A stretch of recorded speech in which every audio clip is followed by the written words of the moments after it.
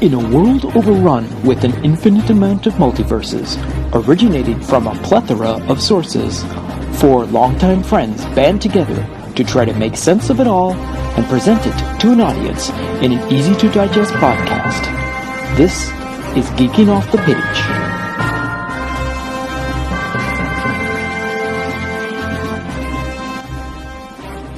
Yeah, let's do it. Hello, geeks. I'm Mike Kitchen, and I have an internet connection this week. I'm Trevor Brown, and I always think to measure twice, cut once, and then have a coffee while I figure out why the hell did I cut it short again anyway. I'm Gavin Burbage. I'm 49 going on 14 because I just got braces. And I'm Troy Bowman, and Ohana, I can't believe I messed that line up. Great. Yep, nice here to we see go. y'all. Yeah, right there. It's going to be one of those nights. It's going to be one of those nights, yes. Here we go. Okay, this is going to be a clean one, guys. I'm Troy Bowman, and Ohana means family. All right, so this is episode 8 of Geeking Off the Page. It's a collective of a group of friends from 25 years ago, back in our college days, when we used to chat and talk about this stuff in our free time, in our school time, basically in our lives. And we've just decided to bring technology into this situation and bring it to the world. Just us gabbing about the week's information that we've gathered about both comic books in movies and TV shows and the printed page and action figures and clothing lines and whatever else is basically comic book related.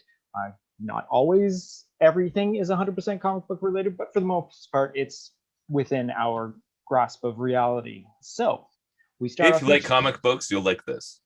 Exactly. If you like comic books, you'll like this. Yes. If this is the sort of podcast you like, then this is the podcast for you. Unless it isn't. Then fill your boots, whatever. Okay, that's all four of us now. All right. So we usually start off each episode with doing our coming attractions.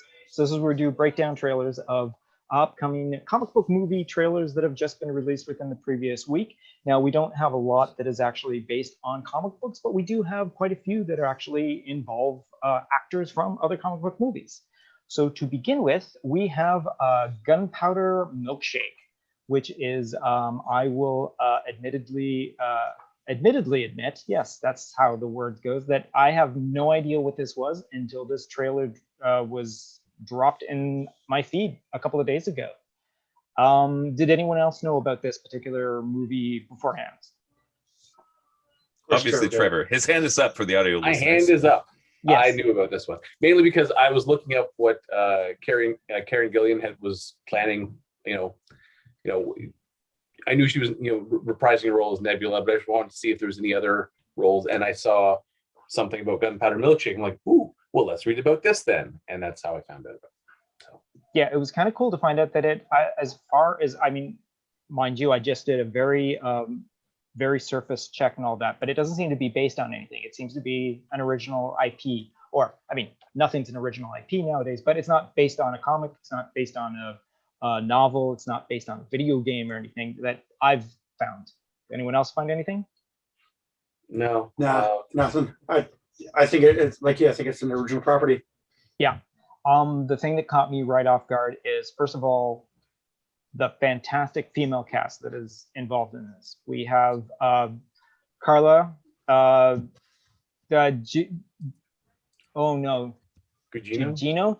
right? Gugino, who's been in like all sorts of things. We got Leanna Headley, we've got Angela Bassett, which is fantastic to see, and also Michelle Yeoh, so fantastic. We also got a little bit of Paul Giamatti in there. You can't go wrong with that. And like Trevor had said, Karen Gillan is the main character. And you didn't mention Lena Headey. Lena Headey, yes, yeah. From all sorts of things, from the Terminator TV series. And the God. Yep. Yes, exactly. That's right. And from the reboot of, I guess that's really a reboot of Dread, but she's also from that. So this is a fantastic, and I believe one of us pointed out, I can't remember who did, but yes, this looks like a fantastic, John Wick. yes, but you said It's Amy Pond John Wick. as John Wick.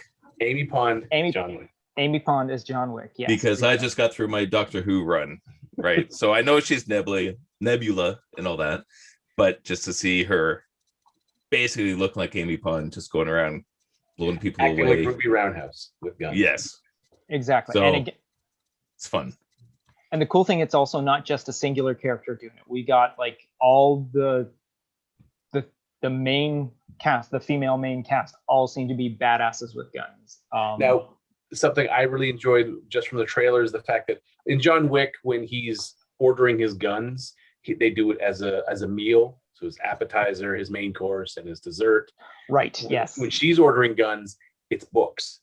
Right. Yeah. Yeah. So, oh, you're going to need this book, and you're going to need this book, and then the little. To me, it's a nice touch because this movie is going to draw huge parallels to John Wick. You can't avoid it. It's they have the brotherhood. This is the sisterhood. But honestly, I don't mind that. I am definitely going to go see this movie. So I'm 100% on board on this.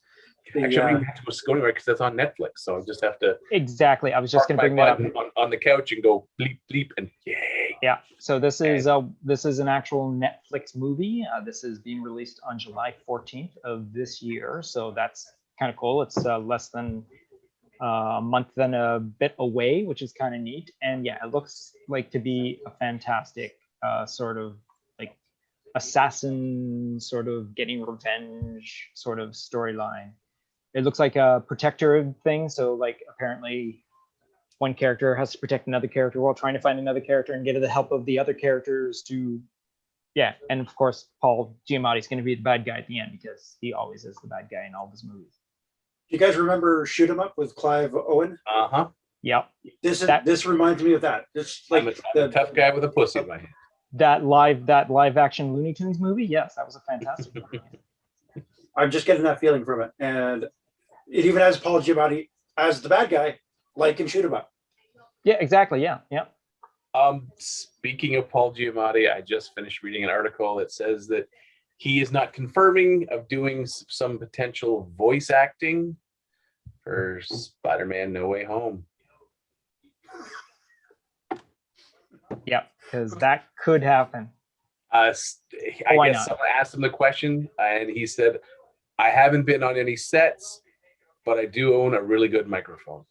Oh, good lord! Seriously, really? Okay. That was the line. And did you guys see that picture? Speaking of Spider-Man No Way Home, did you guys see that picture that's out there of the new Electro? Mm-hmm. I didn't see that. No. The updone version of Jamie Foxx's Electro. Yeah, it definitely looks a little more Electro than what we had in our final thing there. Just a tiny amount. Just a tiny little. Does someone have it? Put it on screen. Okay, here, let's do a search because none of us are on our computers and we can't do it for ourselves, but sorry. Dude can do it fastest. Electro. No Way Home. Right? That's what it is, right? No Way Home? No Way Home yet. Yeah. Images. Oh, are you kidding me? I gotta put in Spider-Man?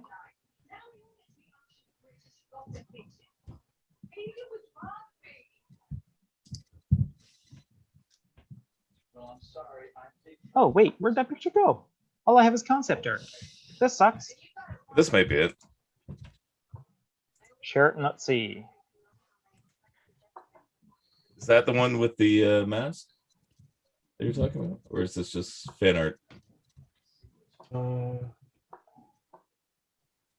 Fan art. This is weird. I can't find. Where did I see that picture then? I could have sworn I was. Well, yeah, I Anywho. found an article that said teases new look, but it's not. Yeah, he like has some sort of like organic sort of like rib cage piece over top of his yellow glowing. He's more yellow glowing in this photo that if I remember correctly.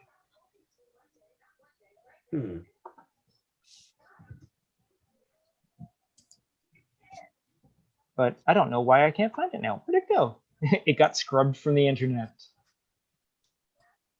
That happens. Speaking of odd things in the internet, Yes. I can't access Willem Dafoe's IMDb page's filmography. You can't. I saw it this afternoon when I read that article, and now I just clicked on it and it's all blank, like as if the information is currently being updated. Oh, Or really? scrubbed. So that's interesting. I'm just going to keep hitting refresh and maybe something will pop up. Yeah, so there it comes up. It's different now. Because now it's got a whole bunch of stuff for 2021 and 2022, pre-production, post-production. None of that was there this afternoon.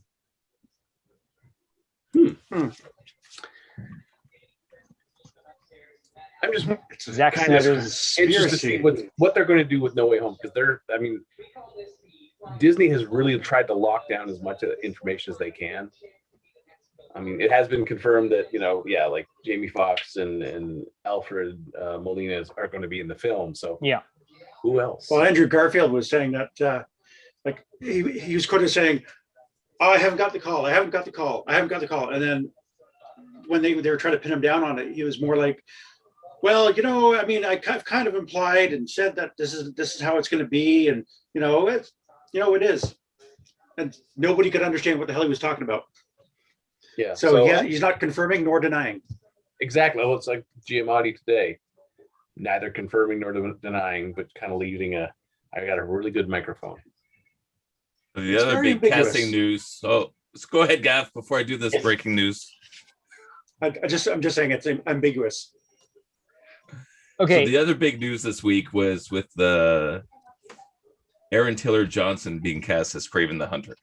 So that's kind of fun because he joins the ranks of somebody who gets to be two Marvel characters in the same universe. And at first first of all, it was funny with WandaVision because our whole family wanted to see him come back as Quicksilver. We talked about this in the previous podcast about how one of the low points for me for Age of Ultron was the fact he got killed off before he could really join the Avengers. But to see him coming into the Spider-Man universe as Kraven, I think that's going to be a lot of fun. And especially, if he bulks up a little bit and gets that full beard going and the dark hair, I think that could be amazing casting. Yeah, but halfway through the film, he's going to die, and Evan Peters is going to step into the role. So is that right? Yeah. Spoilers. You see him walking down the street, and as he turns the corner, so it'll be Evan Peters now walking towards the camera. And everyone in the audience is just going to be like, okay, they did WandaVision. Yeah. So anyway, what do you guys think about that casting? Personally, I like it. I like it too. I think he's got the look. He can do an accent, or vaguely European accent. So Yeah, if they're going to base it off of what he did in Age of Ultron as the accent, I guess he could bulk back up to his Kick-Ass 2 body because he was pretty damn buff in that sort of thing. Mm-hmm. And like you said, this will be yet another comic book role for him. This will be his, I think, third, if I'm not mistaken, with the two Kick-Asses and then Quicksilver before him. And I have a guess at who you were meaning, but who were you talking about, Mike, being the other person? Because technically this is a Sony movie, so it's not really a Marvel MCU movie. Well, Quicksilver, it's still tied in, right? The Spider-Man, assuming he's going to be in the Spider-Man movie. Yeah. Right. That's Spider-Man exists in the MCU. So if he interacts with Spider-Man, then essentially there's that crossover. Yeah. In the same way that Captain America is also the Human Torch. It's it's not a crossover, but still Marvel characters. It's still Marvel character. Yes, I see what you're getting. Because again, at this point in the reality, the Fantastic Four doesn't exist in the MCU. So Chris Evans's Yeah, and also, well, then he's a because Creed played the bad guy in Black Panther that we watched, is also Johnny Storm as well in the fan that's right. forecast. Michael B. Jordan. Michael B. Jordan. Yeah, I blanked that movie from my memory. Which one? The Bad Fantastic Four. Yeah. So anyways, next up on our trailers, we have the Tomorrow War. Now, whether or not anyone saw this is actually another, I believe, original property with the idea of time travel and battling soldiers coming from the future into the past to recruit people to help fight this future war. And it stars Star-Lord himself. It stars what am I? Chris Pratt. And also has J.K. Simmons in it. So you can't go wrong with any movie that has J.K. Simmons in it. You got Star-Lord and J. Jonah Jameson. Exactly. In the same. The aliens. Instant winner. This, however, is a Prime Video, so it is also going I believe July 2nd. Yes, it is basically July 2nd. Thank you for. July's going to be a great month. Yes, it looks like it's going to. Well, now they're just competing with each other because July 2nd is going to be the Tomorrow War, and then 2 days later we've got the Gunpowder Milkshake. Mm-hmm. So it's just the two big heavies trying to battle it out with each other, and I'm pretty sure. And I'm happy with that. I honestly am. But the thing is, on the 9th, Disney is releasing Black Widow. I look at it as that's healthy competition. You know? Oh, yeah, give us cool stuff. Yeah. Oh yeah, you want what you need to do being these networks is you have to have people jumping back and forth. You have to have something to keep drawing them back. And sure, the great thing about it is you can watch this Chris Pratt movie multiple times if you wanted to and not have to worry about paying any more money for it, but they get the views, so they have no problem with who watches it or whatnot. But because they play a couple of ads at the start, and that's where they generate the revenue, and they're good. Exactly. And I'll be one of the people on July 2nd, happily watching the film. For sure. I'm going to actually set a reminder this time, and unlike times in the past, stuff we've talked about when we come back the next week, like what, you didn't watch Jupiter's Legacy? Yeah, that's my job. Wait, that was last week. Yeah. Speaking of Jupiter's Legacy, I did get through the first episode and then started hitting all the filler points. And as I'm watching the second episode, I'm like, I'm pretty sure all this crap wasn't in the comic. Went back to the comic, started flipping through some. It's like, oh yeah, they got to like the end of the series within like the first two comic books. And it's amazing how in the comic book for Jupiter's Legacy, it starts off with the whole going to the island and getting the powers and all that kind of stuff.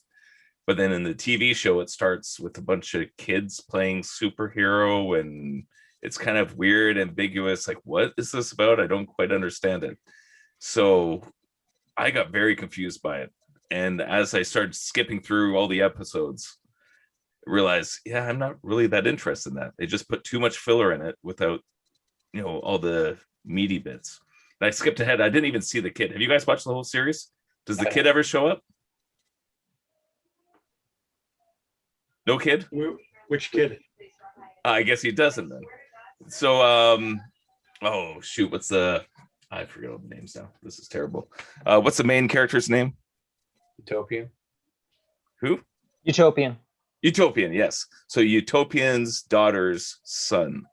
No, she is not. They just set up that relationship in the first season. Right. And that's crazy because the first 5-issue arc deals with the entire rise and fall of Utopian and his daughter being a complete mess to escaping to having the kid and starting to fight back. Like, that's a story arc.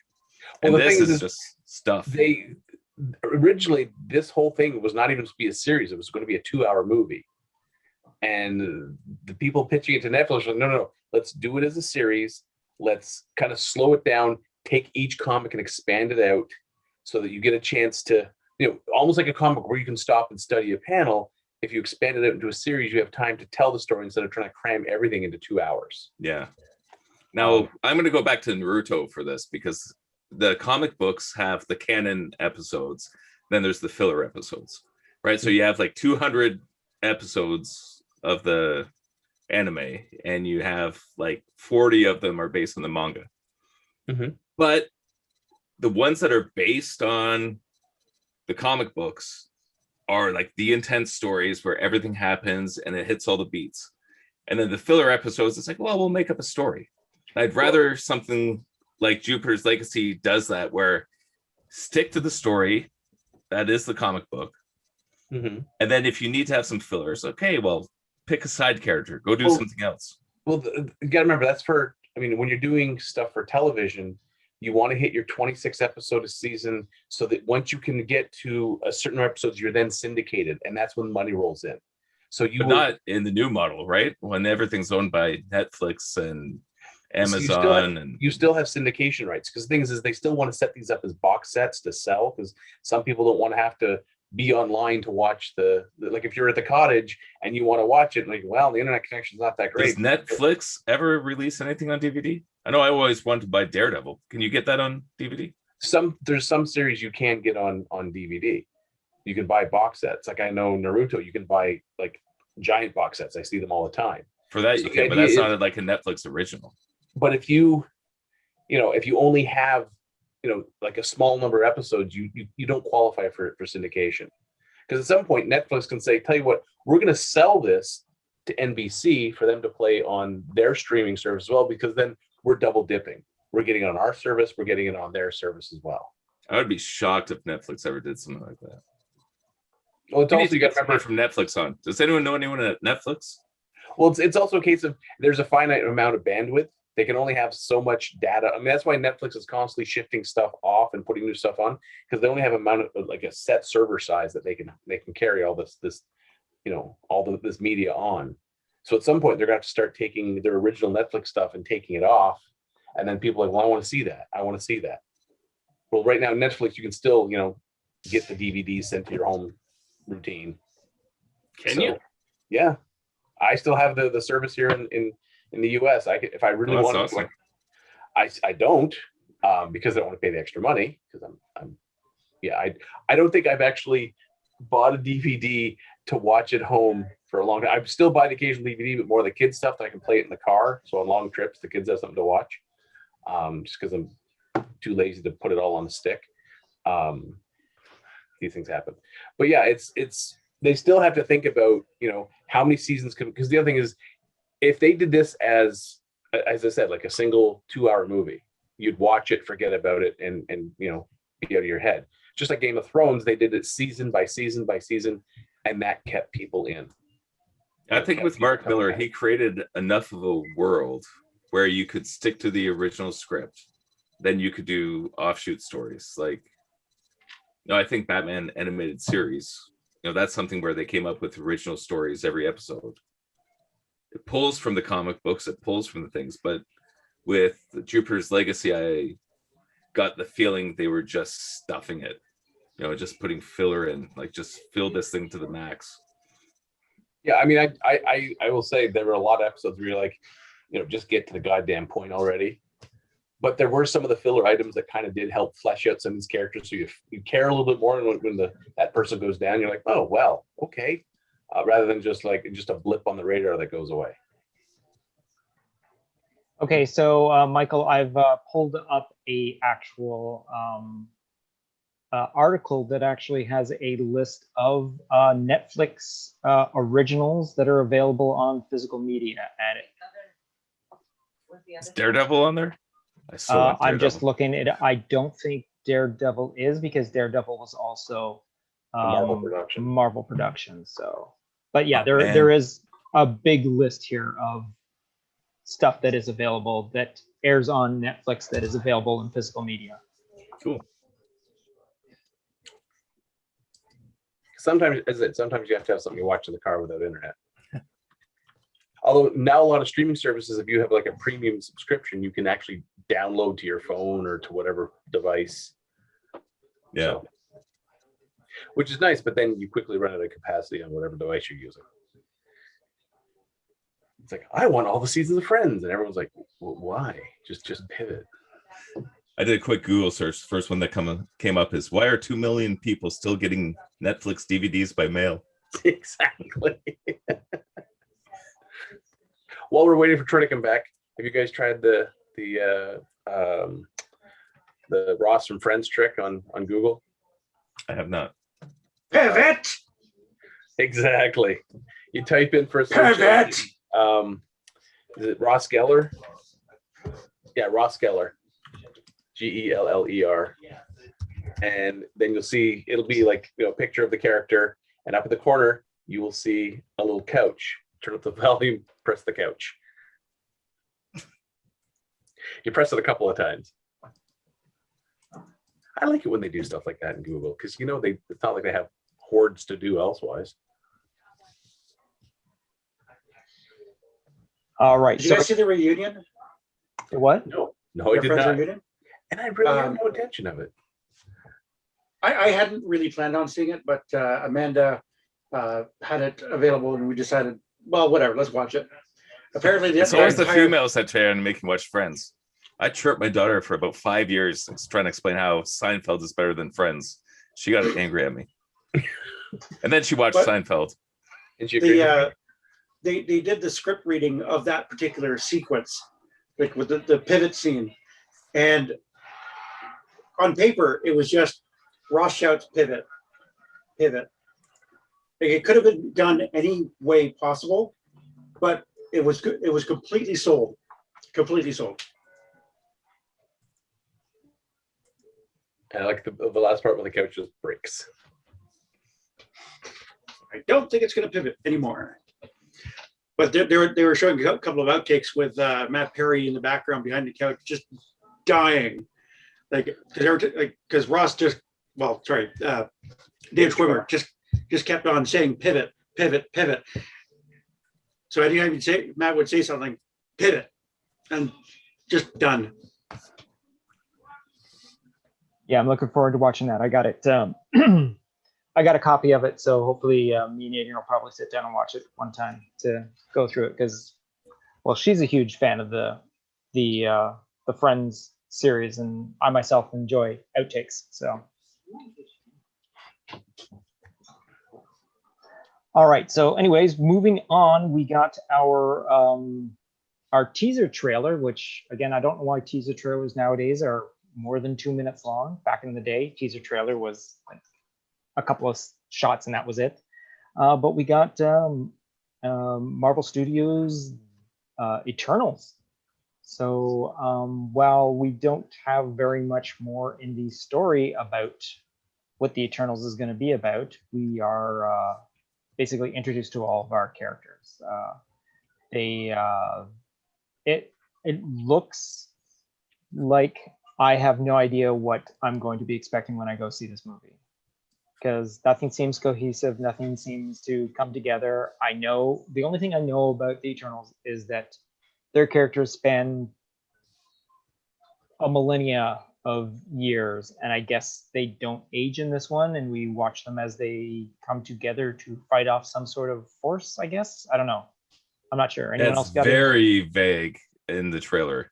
Like, you don't know who the villain is. You don't know what the point of the story is. I think that aspect of the trailer wasn't well done, because you want to captivate the people with some sort of story, or like, what is the hero's drama that we're going to be seeing happen? But instead, it just shows a bunch of characters and then ends with a really bad joke. And for me, that was a bit of a letdown. Yeah. I'm in the same boat as you there, Michael.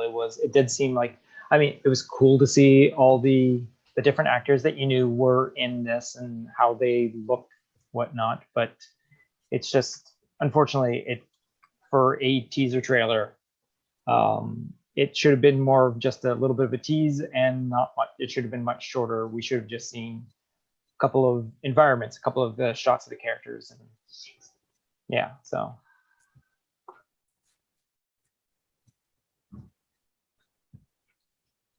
I was looking for the meme. There's one that was going around. You're muted. All right. Oh, so he's talking. He's supposed to be muted. Yeah, the meme going around where it's the Eternals that are sent to Earth to protect humanity, and meanwhile it's like Ultron happens. Nah, that's okay. You know, Thanos shows up, snaps half the universe. You guys are fine. Okay, what makes him come out of hiding this time? Like, if Thanos isn't enough to do it, someone threatens the monopoly of Disney. They're like, oh shit. You think that's it? Is that the plot? Could be. Trevor has an inside source. I don't know, but it's just yeah. I'm kind of hoping it's a timed slip in the same way Black Widow is. Like, if this happens before the snap, yeah, exactly, it's a lot easier to get behind. If it happens after the snap, then you guys are just a bunch of jerks. Yeah, this happens like well before. This happens in like the beginning of the 19th century or the whatnot, when everything is still primitive and all that. So it's even a throwaway line of some sort, like with when Peter Parker is off in in Europe. It's like, what about Thor? He's off planet. Well, what about Dola? He's not here. Not available. That was great writing for that. Oh, for sure. And I think that line about now that friggin' Captain America and Iron Man are gone, who's going to be in charge of the Avengers? I think they tried to pull that sort of feel from the quippiness of it. They tried and failed. That made me angry. Sure. Yeah, that joke felt so flat. It just, you could hear the thud like reverberate, all across the country. People just like, oh God, why? And the look of the forced laughter of the other characters in that scene. It's like, you don't understand. We cared about Iron Man and Captain America. You bastards. Look, I even sent a postcard. Yeah, I just. Oh, wait. I didn't mail it. Shit. But again, it's still, we still have until November. We'll probably get something that has a little more of a storyline, hopefully some sort of adversary. And I still hope it's good. I want it to be good. Yeah. I hate it when lousy movies are released. So far, everything they've shown me has not sold me in to go see the film. I'm going to go see it anyway, but I'm not chomping at the bit to see it. I mean, I'm actually more excited for movies that are happening after it right now. I mean, until they show something that's going to really like, here, catch your attention, let's go. I'm just like, yeah, okay. all right, and moving on to the final one, which we got, which really isn't very much of a comic book storyline at all, but it is something from our youth, and it is Netflix's basically season 4 teaser for Cobra Kai. Now, this is what a teaser is. This is a 30-second shot of someone from behind, and you hear clips from previous, I think it's from the actual series itself, or is it from the movies? I'm not a huge Karate Kid fan. I think it's from Karate Kid 3. Yeah. That's the wrong one. Where is it? There it is. Yeah, there we go. So it's just the back of Silver. Yeah. And with his white hair now. Or silver. Yeah. And because they teased that so much in the end of season 3, and I think they teased it successfully, everybody kind of speculated that's who he was talking to at the end, like the whole his Vietnam buddy, and then he makes the phone call. There was a buzz about that. It's like, oh my God, are they actually going to bring this guy in? I forgot about that. Yes, until you mentioned the teaser happens and it's him. That's exciting. Even though, let's face it, Karate Kid 3 was a lousy movie. Yep. And he was a very ridiculous cartoon villain in that movie. But the thing I love about this series is they're able to take all that cheesy stuff, pull it together, and rejig it in a way that it's an exciting TV series. It works amazing. One of my favorite things with watching this is with my wife Erica. She's constantly chirping the bad karate, especially from Daniel LaRusso. It's like, what are you talking about? He's the Karate Kid. This is amazing. It doesn't matter. You can't chirp the Karate Kid.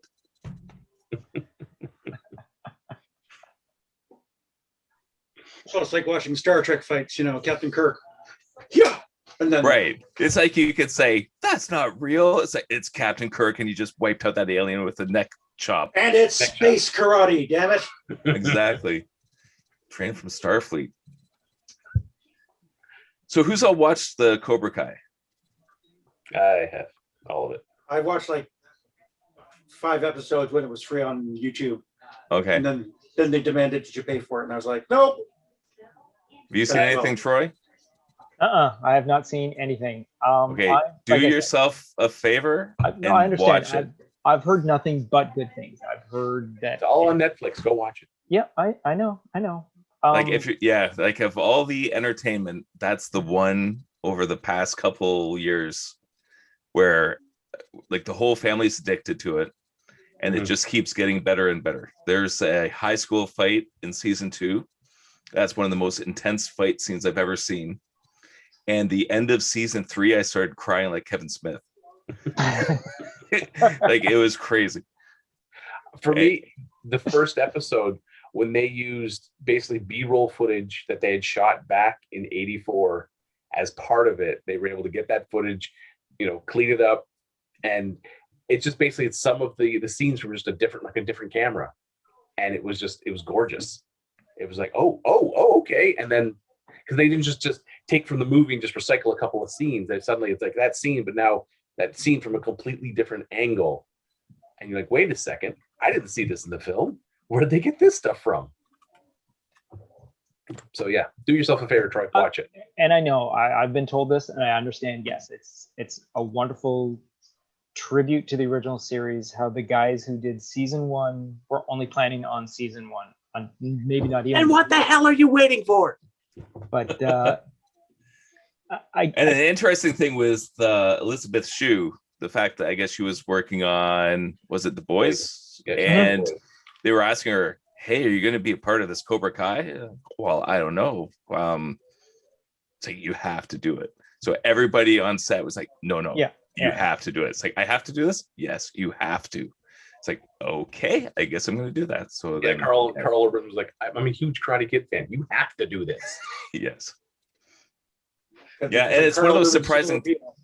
Go ahead, Kev. Sorry, who? You started to say something. I talked over you. What did you say? Oh, I see you said, go ahead, Kev. I'm being mistaken for Kevin Smith for the first time ever. I don't even remember now. The Kev threw me off. All right, Kev. From now you are Kev. Now you are Kev. Screw We're you going guys. to re-record this intro. Hi, I'm Kevin. I was Kevin. Oh, fuck, I'm home already. So now I can't remember, Mike, do you have Netflix back? Nope, but when I canceled it, they asked the reasons why you're canceling. I said, I don't like what you're making, but as soon as Cobra Kai season 4 comes back, I'll be back. All right.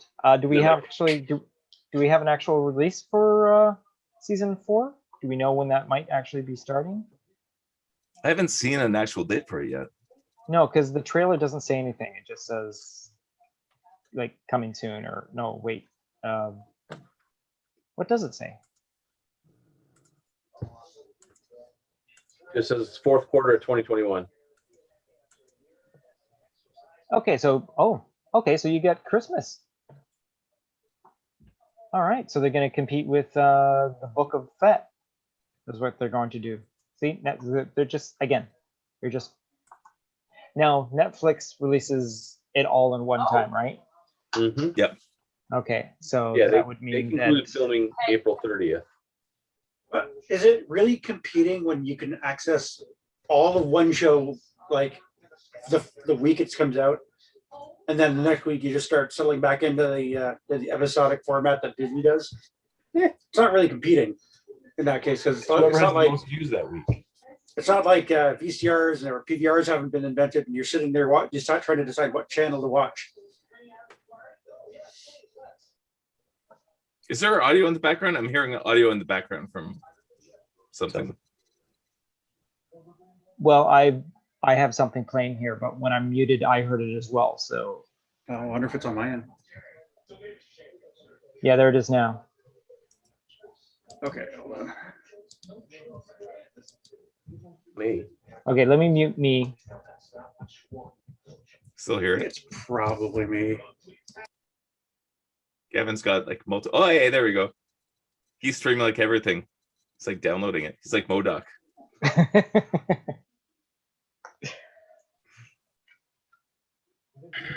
All right, there you go. There's you, Gavin. Did you get it? You good? We all good? We're getting back on track? Nope. Oh, we can't hear you now. We can't hear you now at all.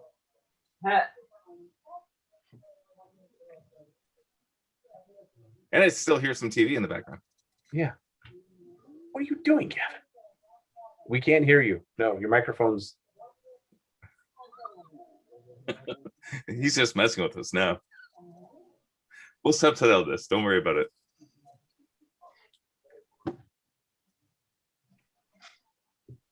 All right. Now he's muted. Now he's unmuted. You back? Back, Gavin. Can you say something? I cannot hear you. Nope. Can you hear us? A lot wear diapers. Bloody hell. Okay. Hey, There he you is. go. All right. Adrian. Trevor just said orangutan will not wear diapers.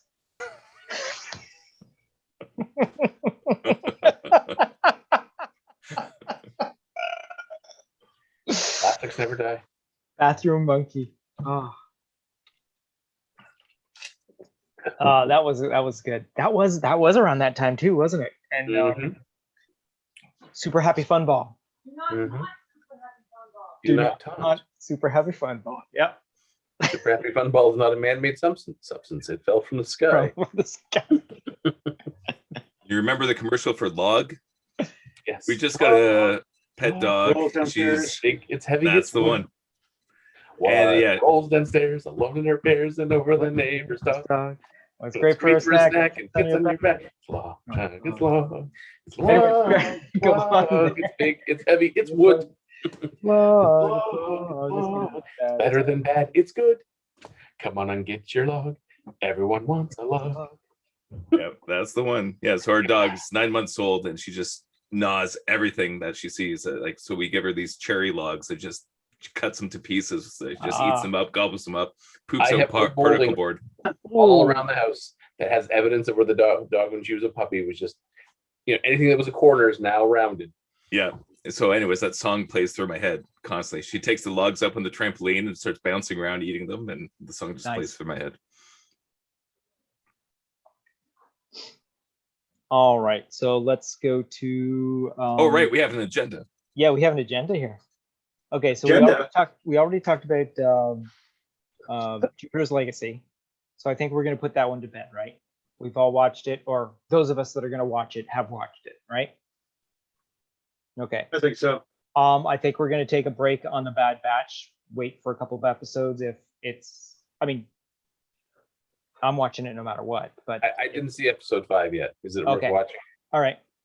I'll wait for you guys to say you have to watch episode. Yeah, exactly. 9. What and I'm pretty sure in it. I mean, this episode wasn't that bad, but it's still like we talked about. Corn filler. It's still a bit of a filler, unfortunately, but Should be swinging up in the arc to get us to 8. yeah, exactly. So we have MODOK in Canada. We only have the 2 episodes, and And they were so stupid, but so good. yes, Like, it's like this is the dumbest thing I've ever seen. I'm so satisfied watching it.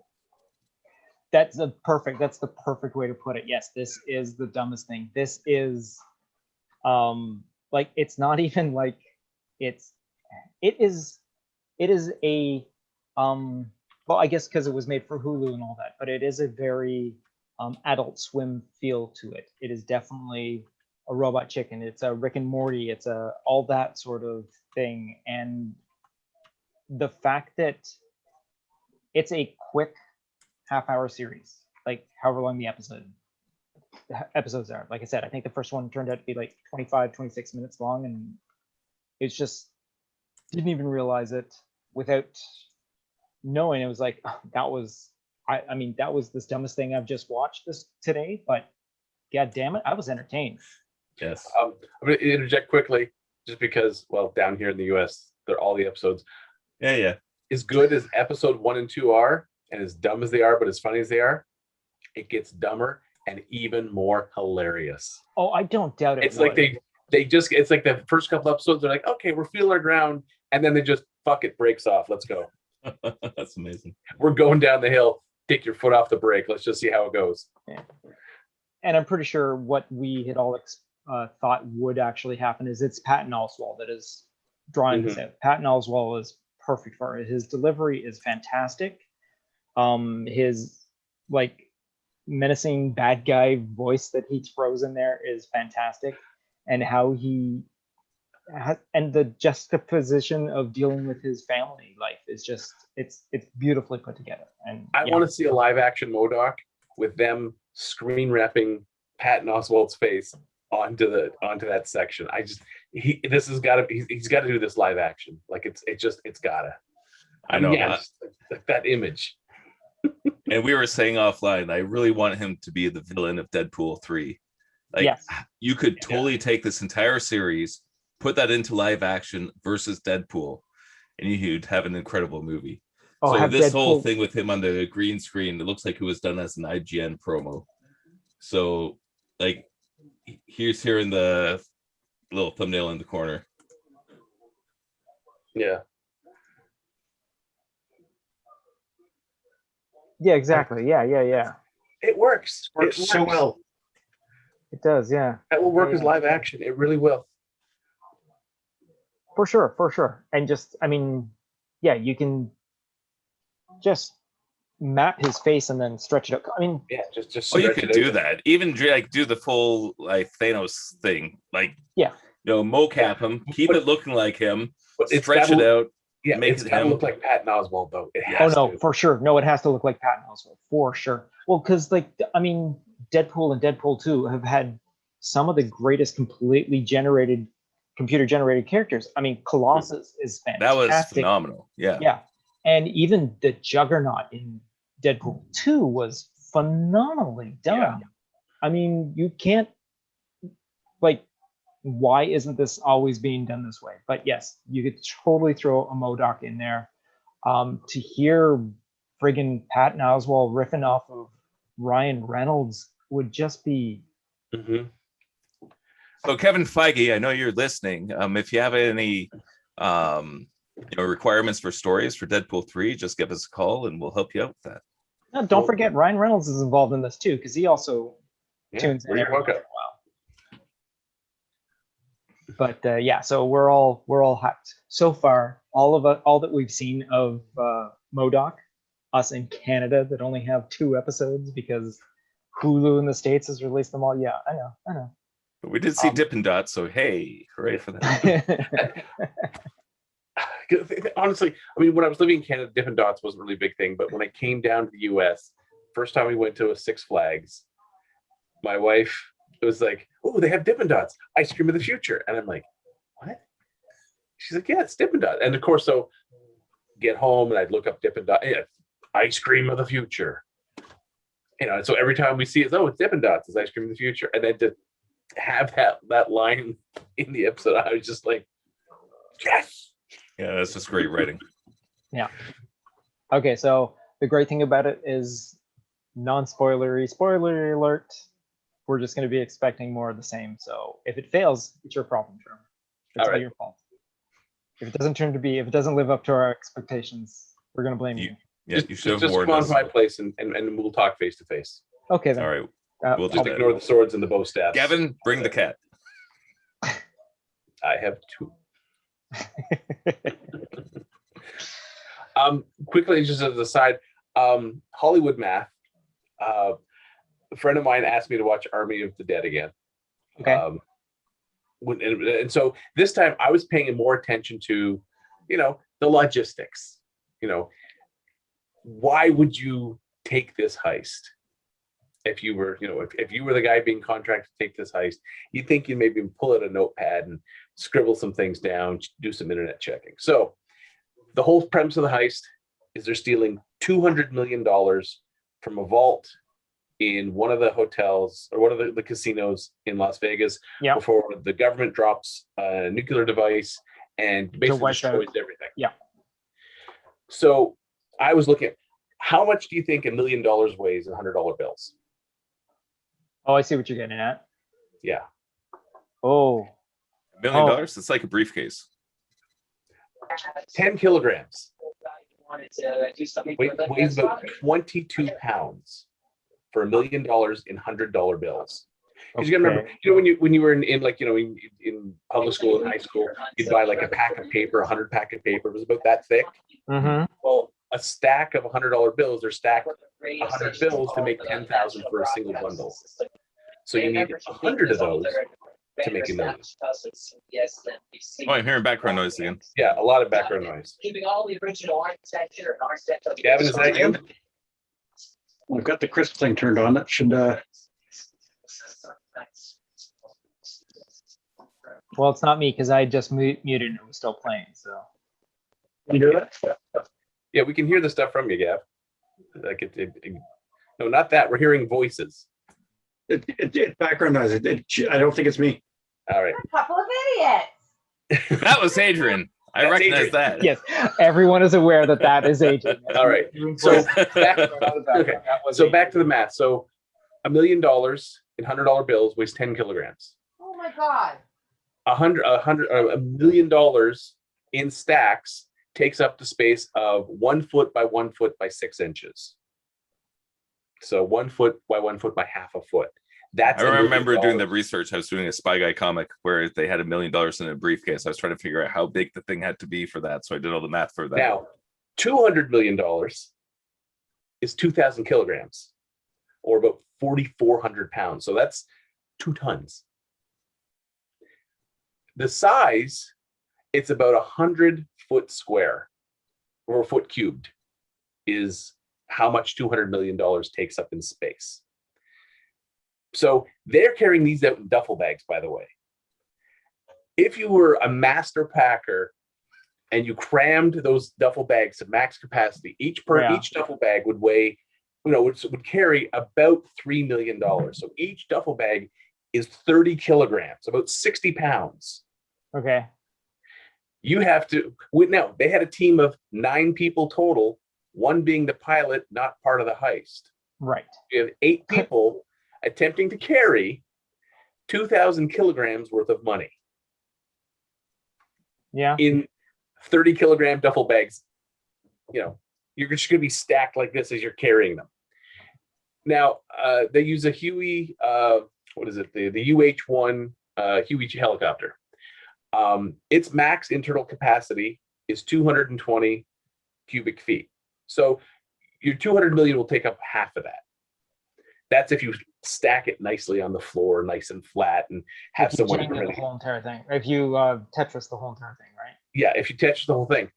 Now here's the downside. Cargo weight, the Huey can only lift off with about 2,200 kilograms total. So 2,000 of that kilograms is the money. You're only left with 268 kilograms for 8 people and a pilot. Or So one Dave Bautista. Yeah. But the thing is, if you average the people, let's say that each person with equipment is about 100 kilograms. So if each person weighs about 150, 175 pounds, and then you figure your guns, your ammo, all that other stuff, if each person weighs 100 kilograms, that means you got 900 kilograms of people, 2,000 kilograms of money. You've exceeded the weight allowance that the helicopter will not be able to lift off. That's if the helicopter is in perfect working order, which you've seen the movie. At one point, the engine's on fire. Yeah. It's not in perfect working order. Nope. This is where, the Hollywood math, it starts to really drive me insane, because you're like, instead of stealing 200 million in cash, you could say there was a diamond convention and you're stealing bags and bags of raw uncut diamonds, untraceable diamonds. The problem with stealing money that's been wrapped up in steel in the bands, all the serial numbers are sequential. You start spending that money, they're going to go, oh, that was the money that was in Vegas that should have been blown up with the bomb. where'd you get it? That's when they started finding cash from DB Coopers, because they were able to trace the serial numbers and the money they were finding in the ground. That's how they figured out that the money that, this money, these were the same serial numbers that the money that was given to DB Cooper. And then, they never found him, they never found the money, but the money was never spent. So that's how they knew that, he never got out that money to spend. So the money that they pulled from the casino, if they managed to do it, the second they started spending it, red flags would be going up in banks as this money starts hitting circulation. I'm going to be a script doctor for this. What they should have done is went to a Bitcoin ATM, shoved all the money into it, and then just taken off with their just get treasure. the codes for all the Bitcoins. Yeah, I mean, it's just when you're doing a heist, when you're talking about hundreds of millions of dollars, you need something that's, small capacity, large value. And money for the most, when you get into the hundreds of millions, money is not a small capacity. Even, there's no $1,000 bills anymore. They limited to 100. So, there's no way of taking hundreds of $millions of cash without seeing the back of a truck, with the suspension pushed all the way down, and you're like, oh, wonder what they're transporting. So that's why I was like, yeah, once I started putting some thought into they're stealing 200 million, it was like, how are they getting it out? They're flying out in a helicopter. You're not going to be able to do it with that helicopter. And with that, do those stats ruin the movie for you? Yeah, Could you just say it was $2 million and accept it? But the thing is, if it's 2 million, it's like, then why the hell are you going? Why put that much risk? Risk versus reward. So it's just a case of, I mean, you look at the people who wrote the film, and you'd think you should have added the 5-year-old kid to the list of writers who would have pointed that out. Like, maybe we really should have been gone for something else. You can still do a heist, but make it for a heist that's something more valuable with less capacity. So yeah, do like they're stealing from a diamond. There was a diamond convention or some sort of, because Las Vegas has conventions all the damn time. The breaking into a vault where all the diamonds were being held, and they're just grabbing bags and bags of diamonds. That they could fit in a helicopter. That they could fit in the big ass duffel bags everyone was carrying around and were losing left and right. So what I kind of enjoyed from the movie was the Acme traps to stop you from getting into the vaults. The Acme provided traps, which was fantastic. But yeah, when you put logical math into it, Trevor, yes, it does not make any sense. There's no possible way that this would have been. Again, and the thing is I was just reading, this was Snyder's baby. This was a movie that he has been off and on working on since Dawn of the Dead. He's wanted to go back to the zombie genre so much. And then after he got, after this whole thing with Justice League, he finally had the opportunity to do it. He had the clout. And I'm like, did you not have a 5-year-old read the script through and go, these are some plot holes we can drive trucks through. Trucks that can conceivably carry all that money out of Vegas for you. So, yeah. But correct me if I'm wrong, they're also setting up for a world for this, right? This is going to be spawn off into like a sequel movie or a prequel movie. Series. A series. Yeah, a series. Yes. Which and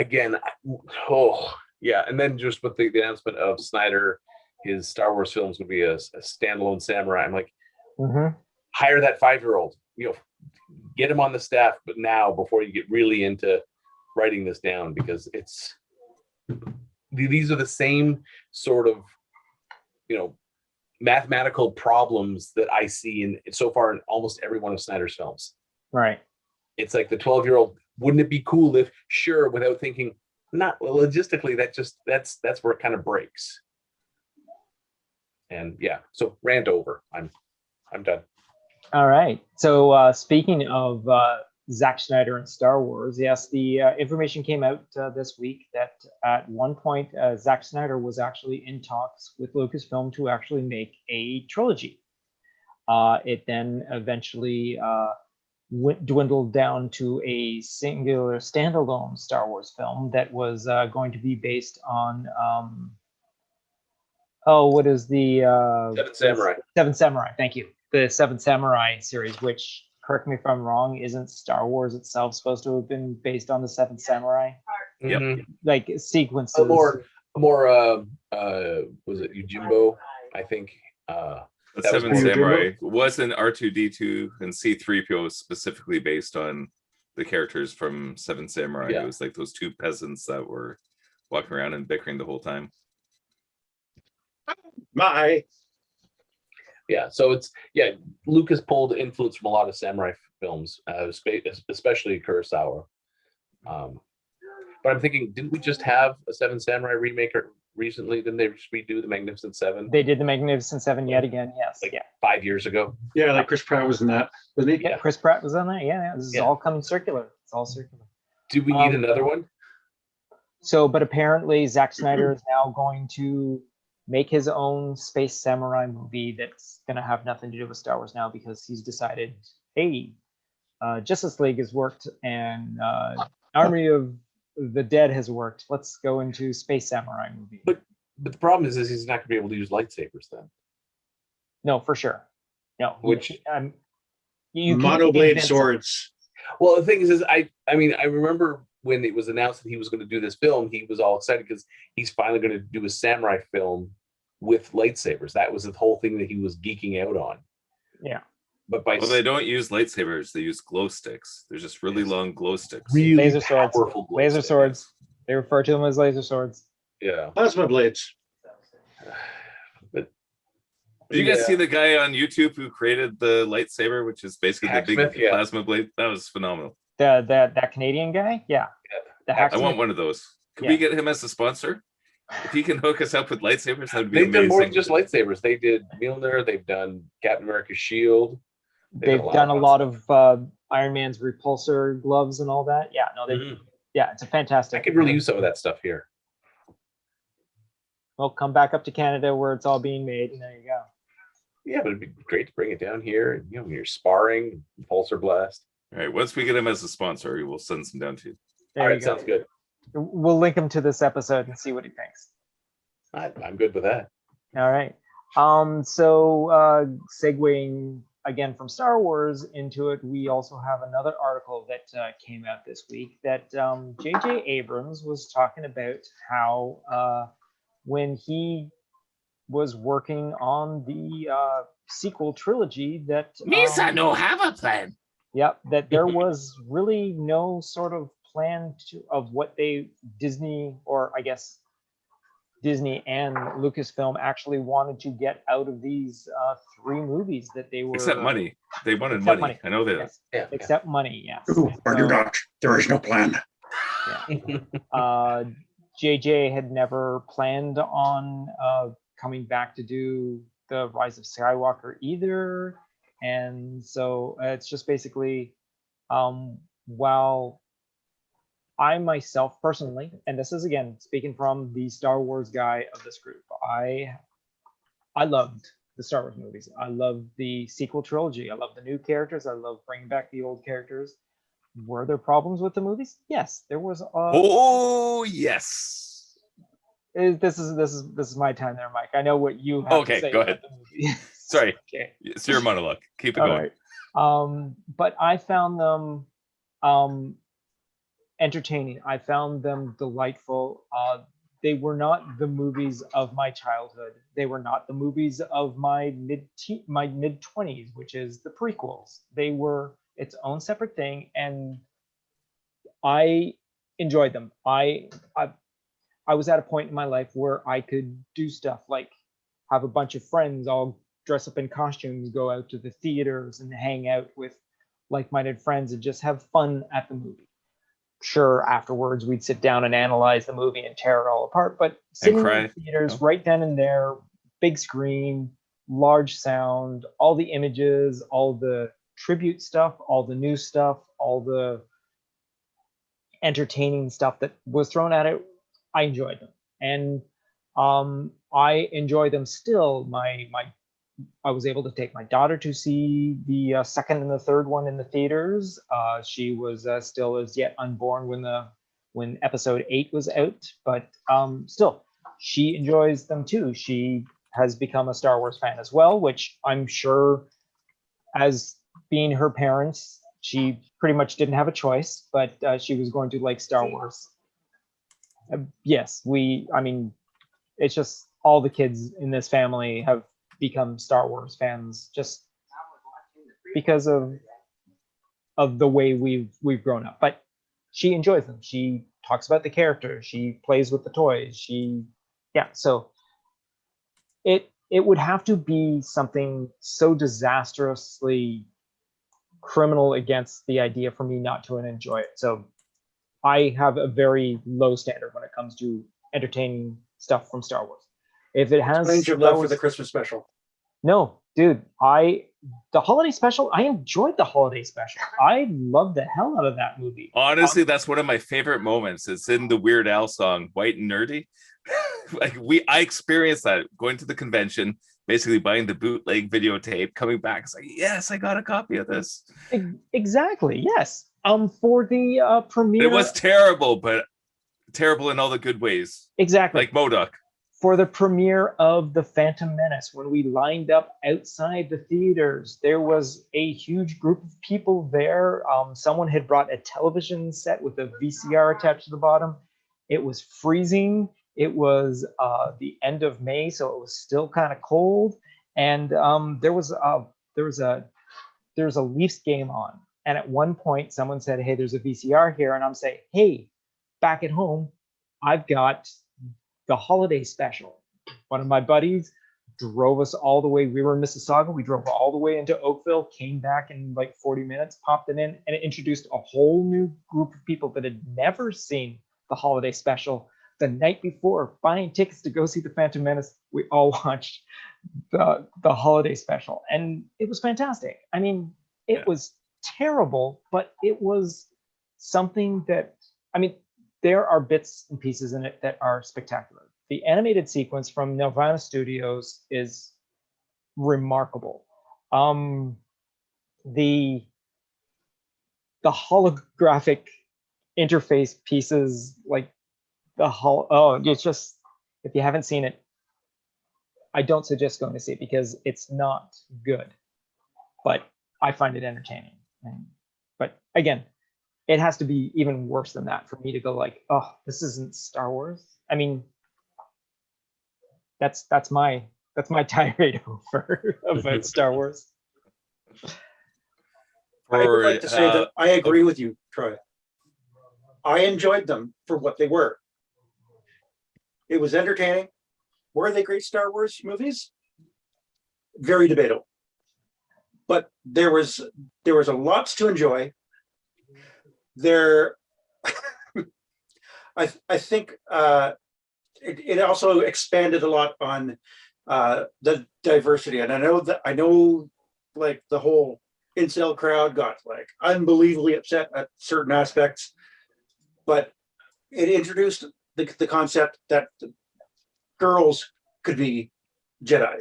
You know, like it just brought more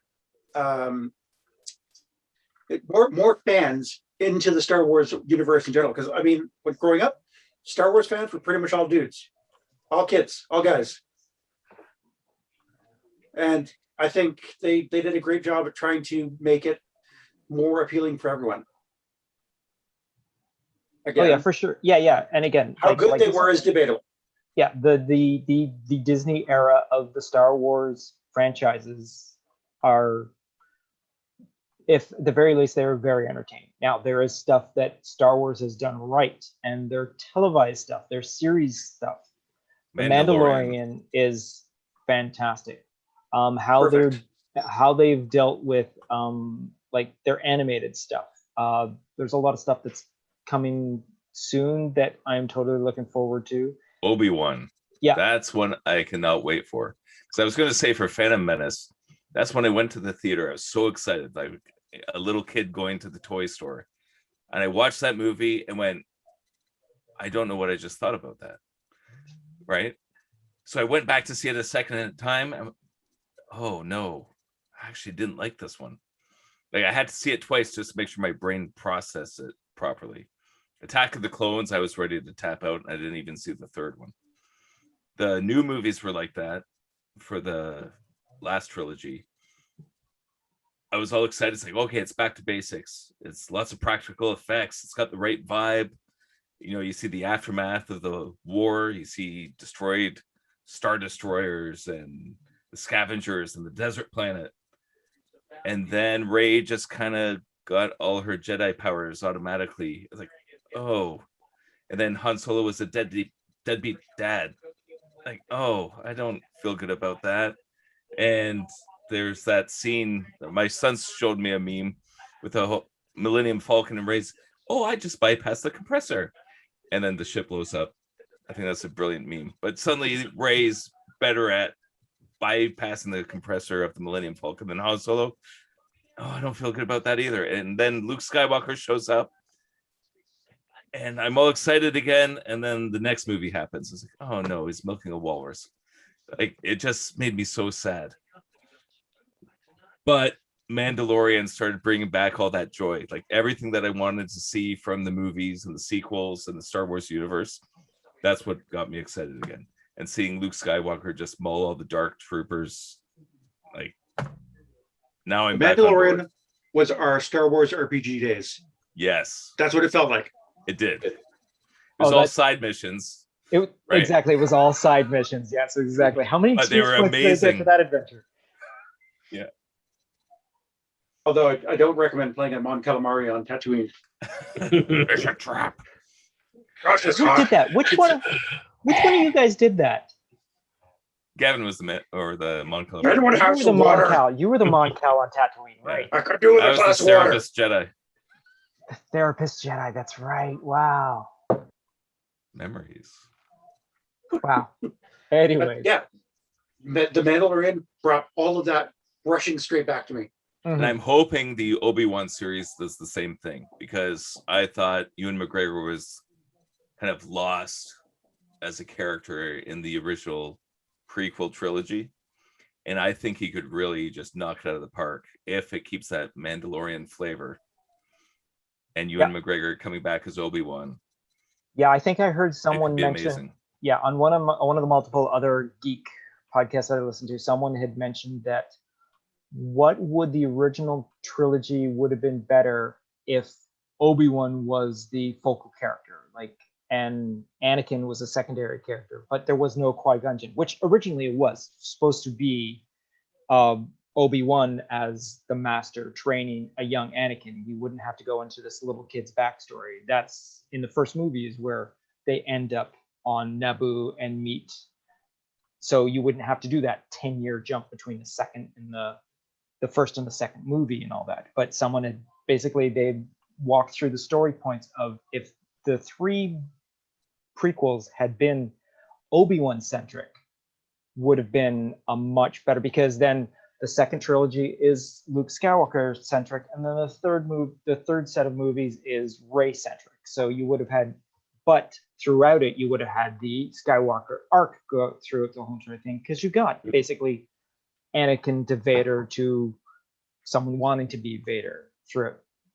So you would have had those 9 movies all tied together that way. And ideally, I think it should have been the twins, like in the non-canon expanded universe. Yeah. Do you guys remember the photocopied screenplay we had back at Sheridan that was passed around, the Journal of the Wills? Mhm. And they used a lot of those points in these movies. But that script was amazing. And my favorite part about it was when Darth Vader and Boba Fett teamed up to go and massacre all the Jedis. Like, that was way better than Order 66. Yeah, And the whole time I was watching these movies, like, I cannot wait for this to happen. And then it didn't. And I was sad.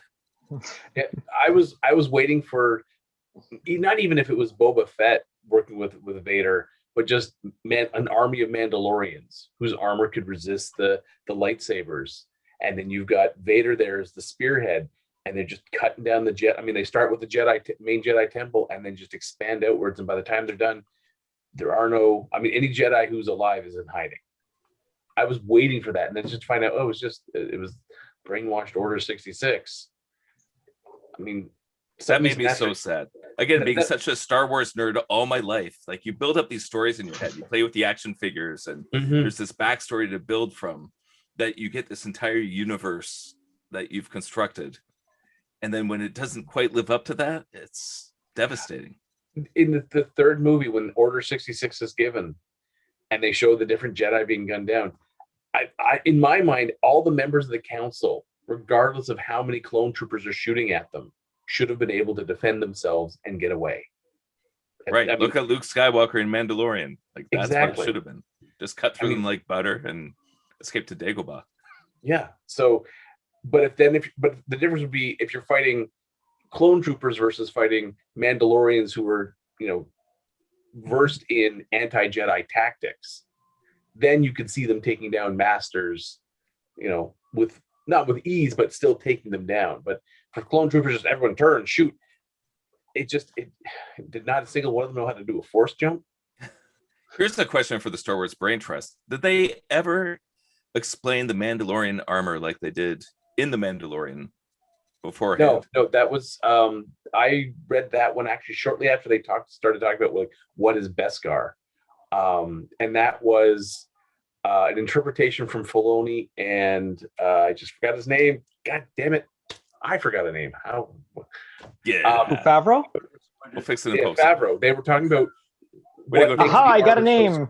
Yeah, Hey. and the thing was what makes the armor so special, and they were like, can't be like the electronics because you can put that in just about anything. So it's got to be the armor itself. What about the armor itself? And it's the metal it's made of. And that's where they started with that whole thing of, and then they had to come up with a name for it. But the idea was it was a metal that, could take a blaster shot. And unlike the Stormtrooper armor, and suddenly have a big cratered blackened hole in a dead trooper, they could take shots. And then playing around with the whole thing, if you had a staff of Beskar, could you fight a lightsaber with it? Yeah, you can. And so, if you want to then backroll that idea to Vader with an army of Mandalorians, they don't worry about lightsabers at that point because you've got, Vader there shutting down the other's force powers. Now you've just got someone who's swinging a sword that's not getting through like they're trained to. Like, when they're trained that their sword's just going to go right through. But when That was my favorite bit of canon of the new series that I didn't know before. Like, as soon as they introduced that, it made a whole lot more sense. It's like, whoa, suddenly the Mandalorians became a whole lot more badass. Yeah, like, I mean, I do sword training, and when you're, going sword to sword contact, you're expecting that hit and stop. And so you're expecting that hit stop, so you have to know how to recover. But if you're training with a lightsaber that always just passes through whatever you're hitting, you're never training for that recovery, unless you're training to hit another lightsaber and then recover from it. But if you're swinging at a guy and wearing armor and he's not wielding a lightsaber, you're not expecting that hit and stop. And so by the time you go, oh crap, I got to recover, he's already, jammed a vibro knife up through your skull, and you're like, well, crap, that sucked. That's what I wanted to see. Where did I remember seeing somewhere where since the Jedi can repel blaster shots, didn't they switch to like physical, like lead ammunition? Like their lightsaber would stop them, would melt the bullet, but then you just get shards of molten lead coming into their face. Well, That's a cool idea. Back in the comic book series of the Star Wars comic series, way back, Luke was fighting basically it was like a force switch, and her lightsaber was a whip, and it had a dual nature. But there was the physical nature of the whip, and then the energy nature of the whip. And that's when Luke had to make two lightsabers to fight the dual nature of her weapon.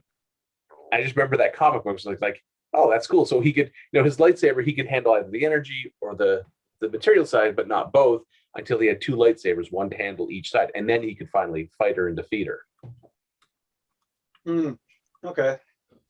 Yeah, I think Mike's going to look it up right now. Slug throwers, fired projectiles. So yeah, That's the first thing that came up. Everyone Well, uses it was funny. blasters. In the Phantom Menace, I think it was Qui-Gon hitting the blast doors, and he's holding his lightsaber in there to heat up the metal of the blast door enough to start to melt it. To me, that was a great touch. It's almost like holding a torch to metal when you're cutting it. You've got to hold it there long enough to heat up the metal enough so that then when you hit it with the oxygen, you can start blasting your way through it. So when he stuck his lightsaber into the blast doors, and he's holding it there, and you could see all the metal getting, orange to white hot and starting to liquefy. It's just not a case of him just whoop, cut through the blast door. There we go. We're good. Well, that was the sort of thing I think we as fans were like, oh, wouldn't it be cool if you could take a lightsaber and just like jab it into this and it would just melt it? Yeah, and then we see it happen, and then we're like, oh, it's happening. It's it's happening. happening. And then you had the Family Guy with the lightsaber bread knife. It toasts the bread as you're cutting it. That was a good use for it. So, They did that in Spaceballs first. Yeah. Okay. Okay, so it's Lumaya. Lumaya is the Sith that Luke went up against 4 years after the Battle of Yavin, and it's referred to as a light whip. Okay. What she used. Yeah, she is a dark lady of the Sith, apparently. Woohoo! So yeah. As if there would be a light lady at the Sith. Yeah. Apparently. Could be. Oh, okay. So I was just looking at it. I'm looking at the actual information about the actual light whip itself, not the actual character herself. Okay. So yeah, so that's who you were talking about. I'm like, I know that name. I know who you're talking about. I can even see the friggin' Marvel Comics cover of her standing there with the whip flying behind her head and all that. And I'm like, why do I not remember what the character's name is? So thank you, Internet, for finding that information for me. Yeah. I just remember that issue in my head, and then he pulls out the lightsaber, and she says something like, "We've done this dance before," and then he pulls the other one. It wasn't a full length blade. It was it was a much shorter. Yeah, it was like having like a katana and a wakizashi. Yeah. Exactly. Yeah, that's pretty much what Asaka Tano does, doesn't she? She has one long one. No, they're both the same length, but they're shorter than normal. I thought blades. originally she had one that was slightly shorter than the other. I'm just remembering from like the Clone Wars movie, the first one where they introduced her as Snips. Yeah. I think they were both the same length, but they were much shorter, like almost. Yeah, they themselves weren't full length blades. Okay, that's probably where I'm messing that up. Yeah. Okay. Right. All right. So, anyone else got anything to say about Star Wars? That about says it. Yeah. I think we've We'll add more next week. Yeah. Oh well, no, we'll definitely have more next week. Right. Oh yeah. Because we're also planning on the next week of the Bad Batch to be worth watching it. Hopefully. So I guess we're going to go on with our final segment of the episode, and we're going to do our box office showdown, which is where we go to boxofficemojo.com. Really, no one's going to say Mojo Jojo? I just did. Jojo. Thank you, Adrian. Thank you, Adrian. No problem.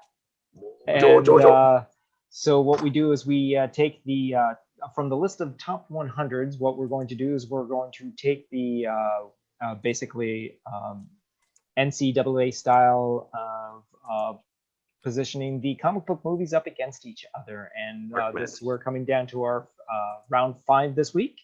And for the all over box office movie, which is updated to inflation, so everything is all modern day prices, we are going to start off with the movie that is the 5th movie in our tiered, which is actually appears as the 12th movie on the top 100, and that is 2018's Black Panther, which brought in a gross total of, again, this is worldwide, of $1,347,597,973.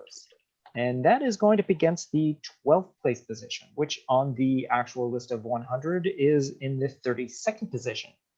And that is 2019's Joker.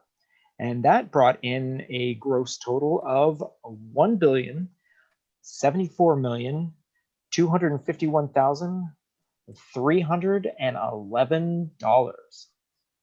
So as we are going to go, we will start off with, we'll go with the big one. We'll go with the Black Panther to start off with.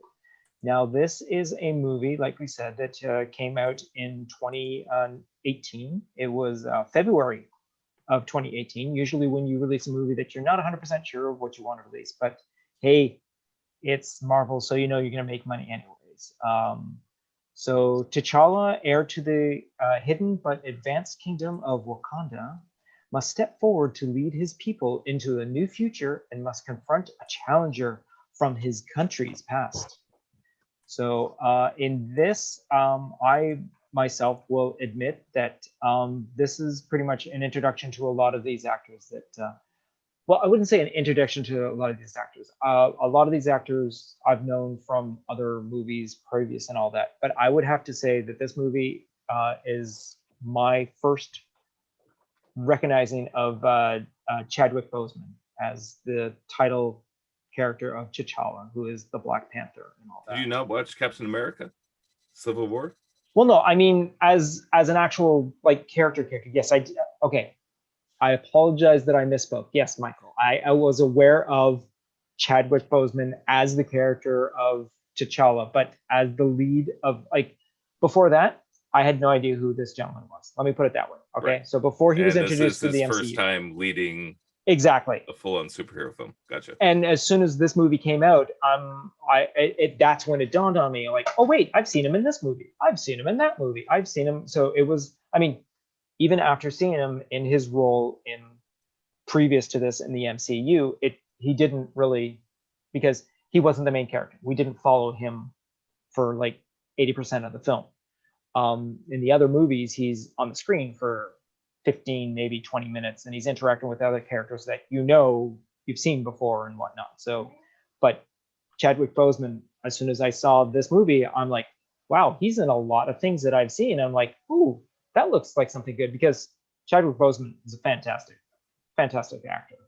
Michael B. Jordan as Eric Killmonger is, I think, one of the greatest villains that they have brought in. Marvel MCU does pretty good at having bad guys. Some not so good. Some, like, the White Dwarfs from Iron Man 2, but Eric Killmonger is one of those characters. He's like, okay, Michael might not think this, but is the same as I believe what's his face from Falcon and the Winter Soldier is like Bucky. Sorry, what? Is he like Bucky? Like who? No, the bad guy, the purple Zemo? mask. Zemo, yes, he is. Oh, a I Zemo think he did character. way better than Zemo in this. Oh no, as far as the thing. I'm saying he's like a Zemo character. He has a reason to be the way he is. He's like Vulture. Let me rephrase this. He's There like we Vulture. go. Now I'm on like board. Vulture. There you go. Yes. I was sorry. I just had recent stuff, and I'm like, no. What else did we talk about? I'm having a conversation in the back of my brain, going, no, you don't want to talk about Zemo. You don't want to talk about Zemo. That's why I couldn't come up with Zemo's name, because I was trying to think Vulture. He is like Vulture. Yeah, don't listen to the conversations in the back of your head. Those are the Well, no, crazy that's the ones. one that got me to Vulture. Oh, okay. It was trying to the front of the brain talking about friggin' yeah. So anyways, But I agree. Yeah, he's the kind of character that comes in. He's slightly sympathetic. Yeah. 100% psychotic. Mm-hmm. And he's an incredible villain to go up against the main hero. Yes. And Marvel has that thing where they have a trouble with doing clones of the hero. So the villain and the hero are just clones of each other, and they fight at the end. And they sort of ran into that problem at the end. But the whole intro into it, and the fact that he kind of took the throne and took the suit, yeah, I was more forgivable of that. Yeah, in this movie. Yeah, I like the fact that Killmonger and T'Challa fought unaugmented, and you saw that Killmonger was the better fighter. Yeah. He just better trained, more aggressive. He was the superior fighter in their fight. And even augmented, you could still see that, T'Challa had the advantage of he was used to fighting augmented in that suit, whereas Killmonger wasn't quite as comfortable. It was like, maybe your reaction speed, you're not used to it being that fast, or you can't compensate for it being that fast. So that's where I think it was nice to see that, unlike Tony Stark taking on the Ironmonger and Iron Man 1, where they're both wearing power suits, but there's a big disparity in the skill level.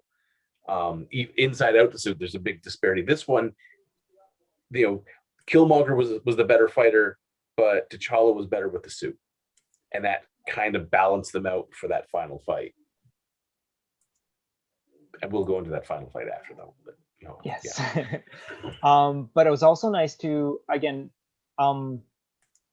there's no way to get around it that this is a very racially filled cast of all Black actors that are these. What? I don't think racially filled is the right way. Well, no. I mean, it's.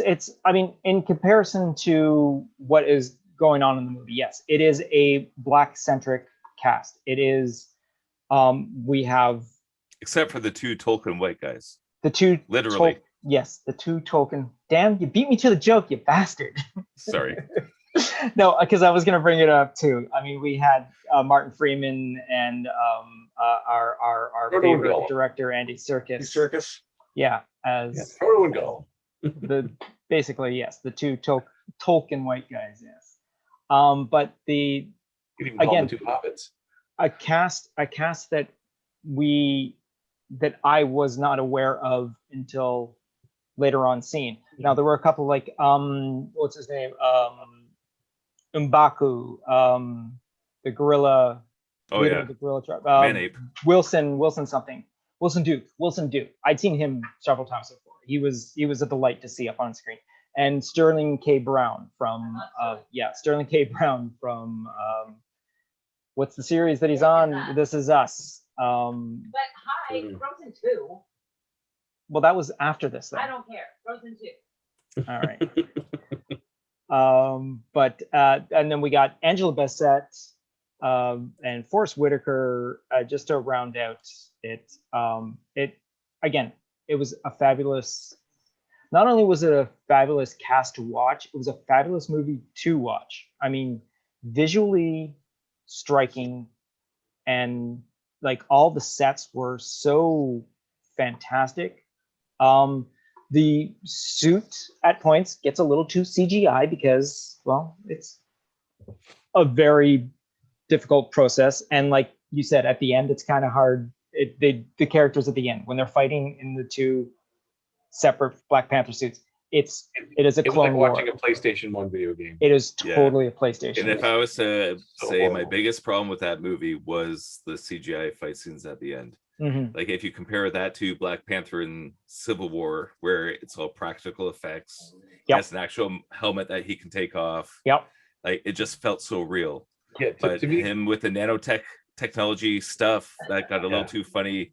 The glowy stuff got a little too goofy, and then the fight on the CG train that lost me. To me, the movie was, probably one of the best the MCU has, right up to the point where they went down the hole, and that's where it kind of fell apart. Yeah, and that's unfortunate because like I wish somebody on board, like because I understand Marvel lets the directors kind of do their own thing with the movie. Like they have their brain trust, they have their advice, but they really let, or at least it seems to be like they let people create the movies they're trying to make. And you can see the different styles and directing from the different directors. Like some are way more practical, like some effects look more glowy, other ones look more like they're, like say Doctor Strange, where they're sparklers and things that you can see in the real world, right? Compared to Scarlet Witch and her glowy weird magic. And so there is a big variation between everything, but this was one part where I just wish they let two guys just go in there and start fighting, film it, and make it look like a real battle rather than a big CGI mess. Yeah. Yeah, for sure. Yeah. Kevin, what did you think of the movie? I enjoyed it. I enjoyed it a lot. All right, we'll see y'all next week. All right, let's move on to the next. Keep going. Now I know a lot of the stunts for Black Panther, Guy De Silva. If you watch the Corridor site, they do stuntman react. They usually get Guy in there. He's done a lot of stuff in Marvel. He was in the Captain America, is it Civil War? The big fight. Yes, he was. Yes, yeah. And the Corridor guys went in, they re-edited it with much more blood, and he got to go in. When he was there, he re-recorded his voice as he gets killed like Captain America. Anyways, he doubled for Boseman, and most of the times as as Black Panther, and I just like, I always wanted to, ask questions. Were you part of that final fight? Like, did they mocap you at all? Like, or it just, yeah, that fight still, it's one of the things that Black Panther's on TV and I'm watching. Second that fight happens, I pick my phone up until the fight's over because it's just that interesting. So Gavin, what did you think? I enjoyed it quite a bit. Oh, you're gonna let me expand. Oh, she's No. so ugly. She's like a moon face. Did Adrian just say that to Gavin? That was just caught up with everyone at a perfect silent moment. And did Adrian just call Gavin a moon face? Not Gavin. Not yet. Not yet. It's something to look forward to, Gav. Oh, good. Next week on Geeking Off the Page. Moonface Okay, Gavin. Okay, seriously this time. Okay. The cast was really good. I mean, Chadwick Boseman, his record, his past acting truly speaks for itself, and well, it was that incredible loss to the acting world and to the Marvel Cinematic Universe when he passed away. Which is a shame because he had so much potential. So much potential. Michael B. Jordan as Killmonger, he was a believable villain. It just, if everything about it worked together. Yeah, that last fight was a little CG-rific, but like on the whole, I thought it was a great addition to the Marvel Cinematic Universe. Okay, now I'm done. Okay, then. All right. No, again, yeah, it's you. I mean, except for like we brought up, other than that very cartoony, very Blade, like early Blade movie, like Blade 2 CG jumping around characters. The movie, other than that, I mean, even the computer generated Rhino in that sequence is fantastic. I mean, yeah, it's just a great movie altogether, and smartly written, beautifully acted, and again, like I said, looks spectacular. And one thing about this movie too, for me, because I don't like it when movies try to go overboard with, like, say, like the racial message or the gender message or anything like that. Like they kept pushing, oh, this is the first Black superhero, or like with Wonder Woman, oh, it's the first female superhero. For me, I don't care about that. I don't care about that kind of social justice message. What I want is a good story. And that's it. Like, I'm not looking for those elements. Now, on the flip side, I remember watching, I think it was still Fat Man on Batman with Mark Bernard, talking about when he was a little kid, how he would always be Spider-Man, right? So, you have the little dark kid who just wants to be Peter Parker Spider-Man and to be running around. So for Halloween, he'd put on his costume and he'd do his thing. After Black Panther, my son, who was really young at the time, he just wanted to be Black Panther, right? So for Halloween, he got the Black Panther mask and he was running around town going, Wakanda forever, right? And I think that shows, I guess, more progress as far as race and culture and everybody coming together than anything else. So for me, that was my biggest takeaway, is that my young son wants to be the Black Panther out of every other superhero. And I just thought that was a beautiful moment. Yeah, that is cool. That is really cool. So then we go towards its competitor. Like I said, it is 2019's Joker, directed by Todd Phillips and starring Joaquin Phoenix and, well, Robert De Niro and Zazie Bates. So the description of this is: in Gotham City, mentally troubled comedian Arthur Fleck is mistreated by society. He then embarks on a downward spiral of revolution and bloody crime. This path brings him face to face with his alter ego, the Joker. So I'm going to piggyback on my conversation I had last week about the Joker. I'm a fan of the character. I always have been. When I was a little kid, again, the first introduction to the Joker that I actually had was the '66 Batman.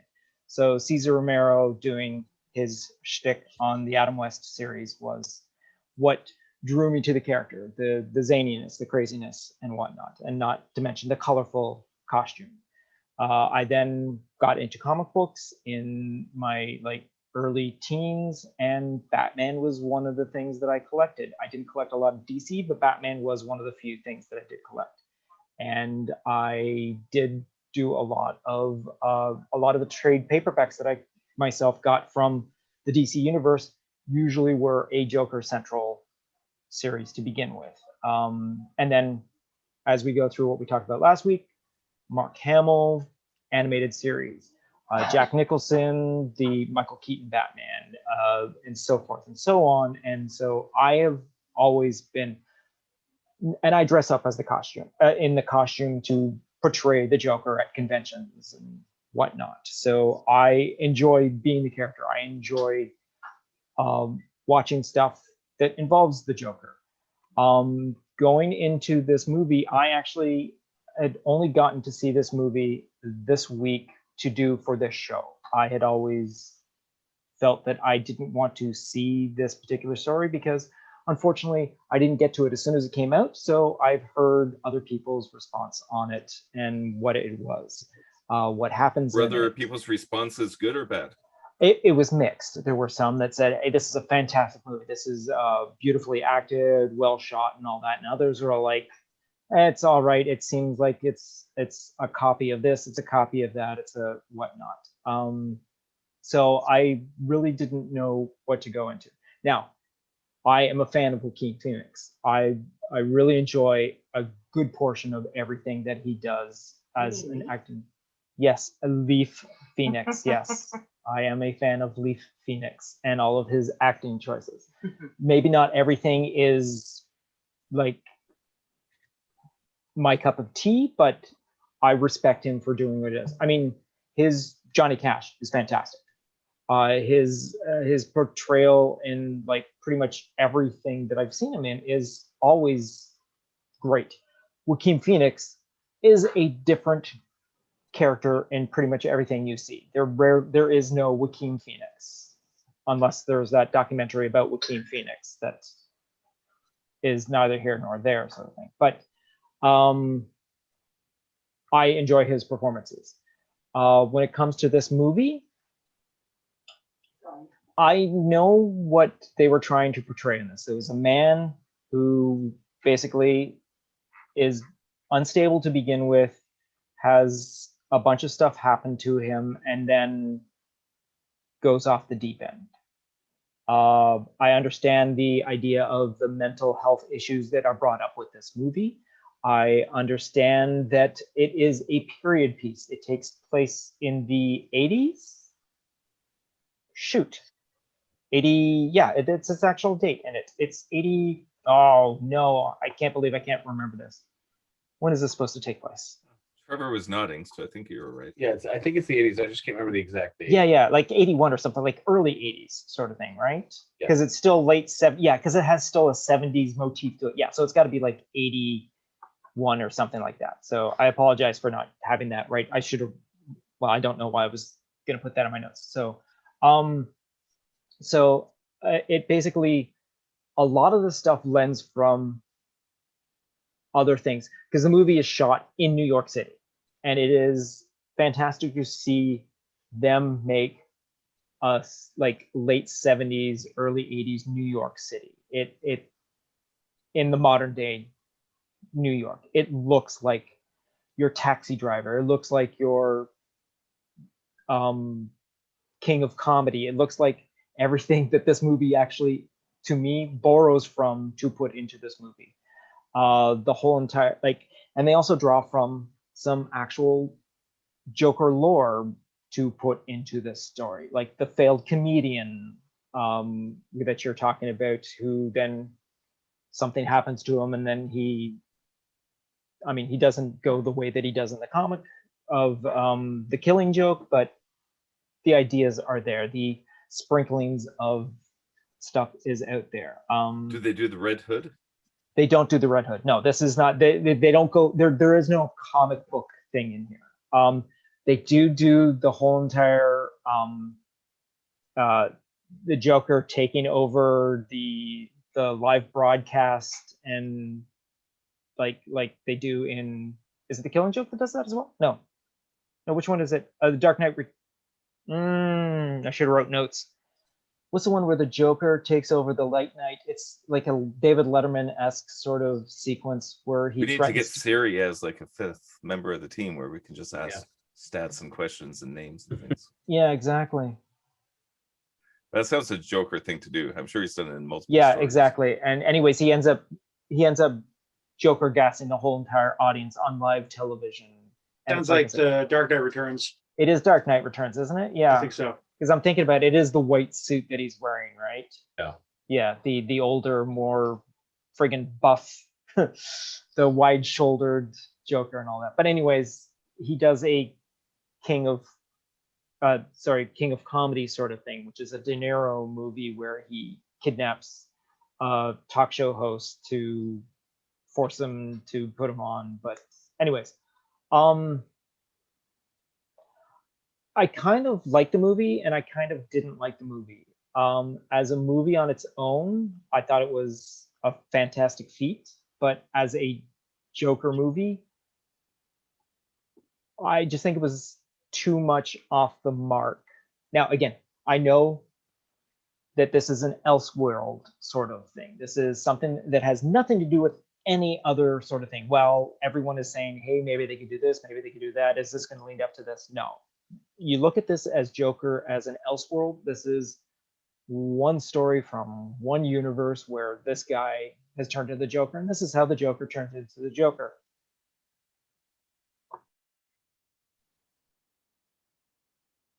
Dramatic pause. Yes, a dramatic pause.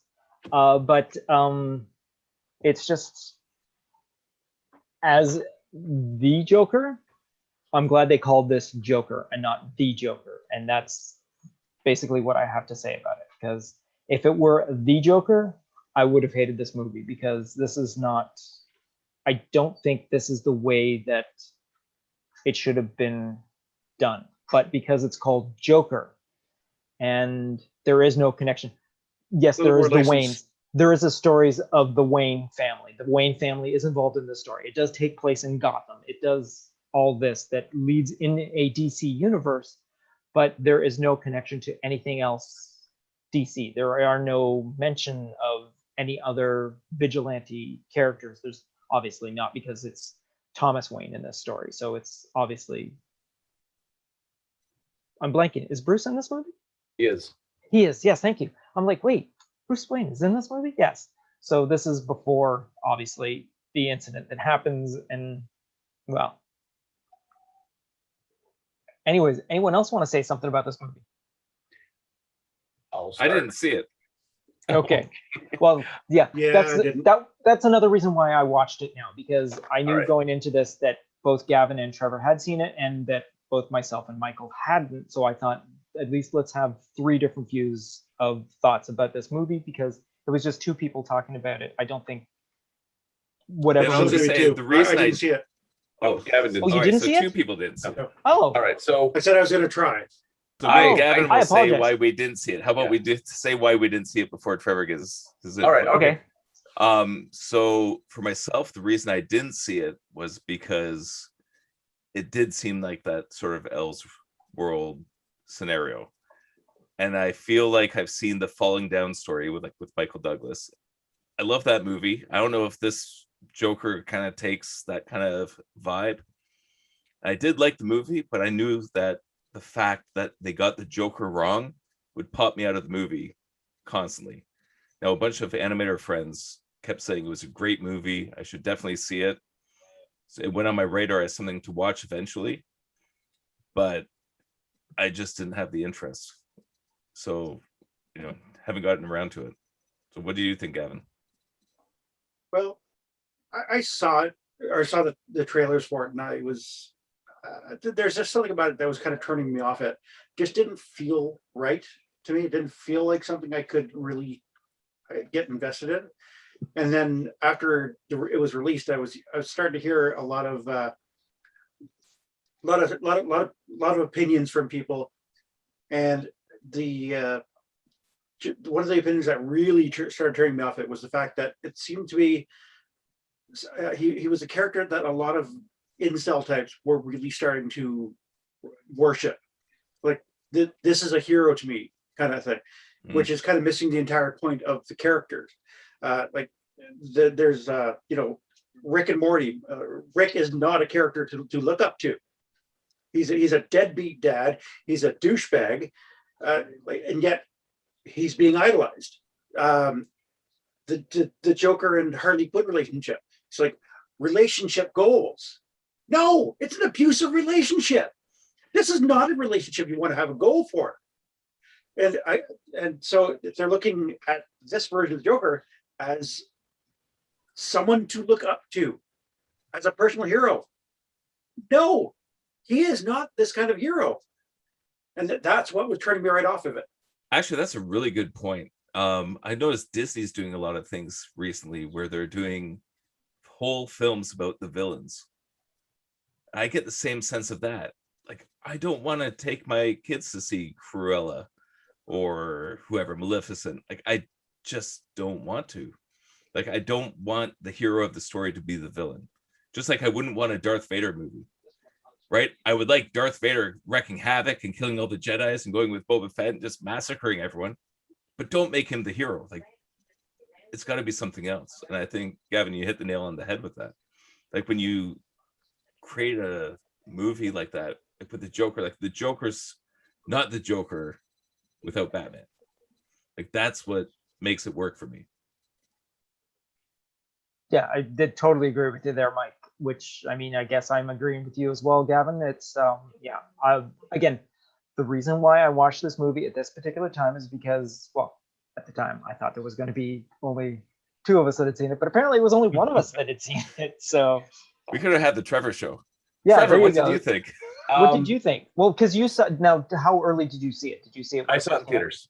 Okay, so there you go. This is the I saw it in theaters, and I tried to not have any preconceived notions. Like, I knew about the Killing Joke and the Red Hood and all the different ways, all the different ways they described the Joker was the Joker because of one bad day. You have a day that goes tragically, everything that bad can happen, and you get to that point and you say, F it, then this is who I'm going to be. And you have the person who, or you're pushed to a situation where you have no other recourse and this is the way you go. So when I saw this movie, I tried to take all those notions and kind of like set them aside to the seat beside me and just enjoy the film for the film, enjoy the story for the story that's told. And it made it hard with, by setting myself aside from the Joker, it makes it hard to sympathize with Arthur Fleck.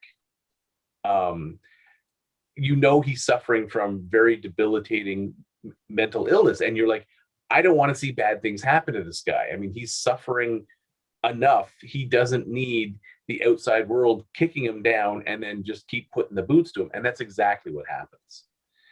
And you find, he has he's got a relationship with his mom, and he's got kind of a relationship with another woman in the same place. And then you find that these are all delusions.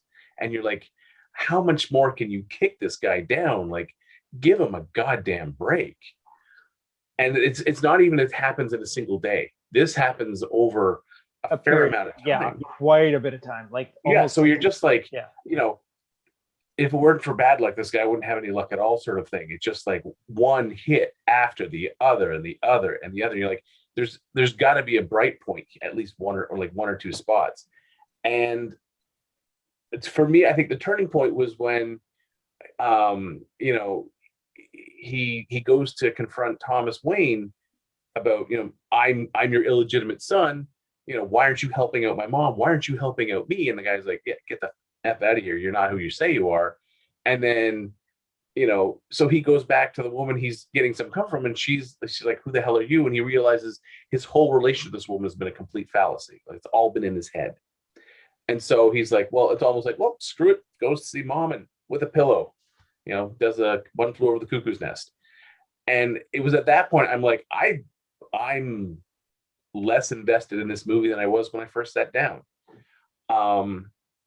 Now, this is the bulk of the movie, and I'm ready to just say, screw it. I'm not even enjoying myself. I'm out of here. The last sequence of the film, from the point where he gets on the talk show, says, "Introduce me as Joker," gets on the talk show, and basically starts steering the conversation completely in a different direction, confronts the host, and then pulls out the gun and blam. And you're like, all right, this just took a hard turn, because now he's taking an active role in what he's doing. He's just not letting the world, put the boots to him. He's like, fuck it, I'm putting my boots to the world. And then with the riot, even with a point where the one guy, and you see him kill, Thomas and Martha Wayne, and you're like, oh God, really? Did we just do a Batman origin at the end of this film? Yeah, it's just like, really? Did they need to throw that in? They could have just had the guy coming around the corner as you see like the door to the theater opening and just left it at that. But oh no, they have to show it because another origin story. So I walked into the theater thinking the first 3/4 of this film was a lot of garbage. And then they tried to redeem it in the last quarter. And it was just, it's like, trying to do the comeback football game in the last 10 minutes. You don't have enough time. You can't score enough, physically cannot score enough points to win this game. Yeah, you cannot throw a big enough Hail Mary. Yeah, you can't throw enough.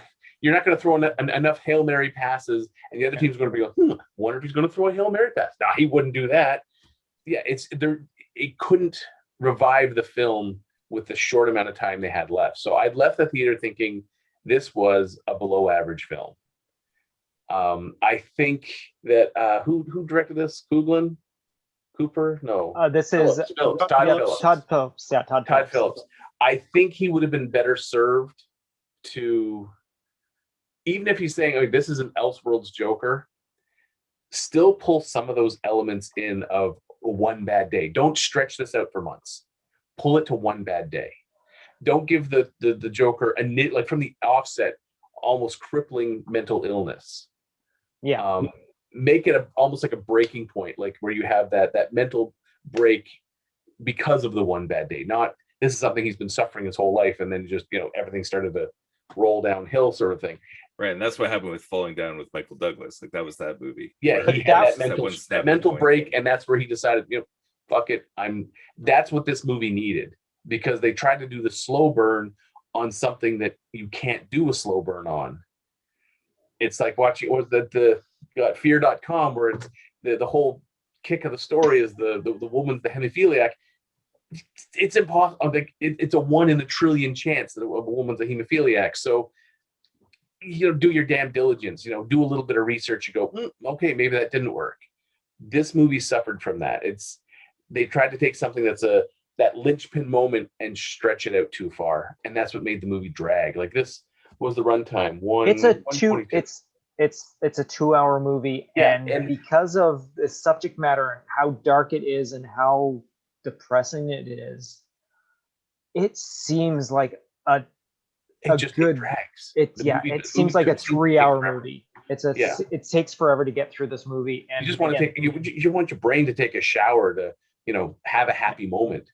And it's just like this film. I came out and I was just like, this is not a film I want to watch again. It's not a film I enjoyed watching, and it's not because the subject matter was disturbing. It was just the way they handled it.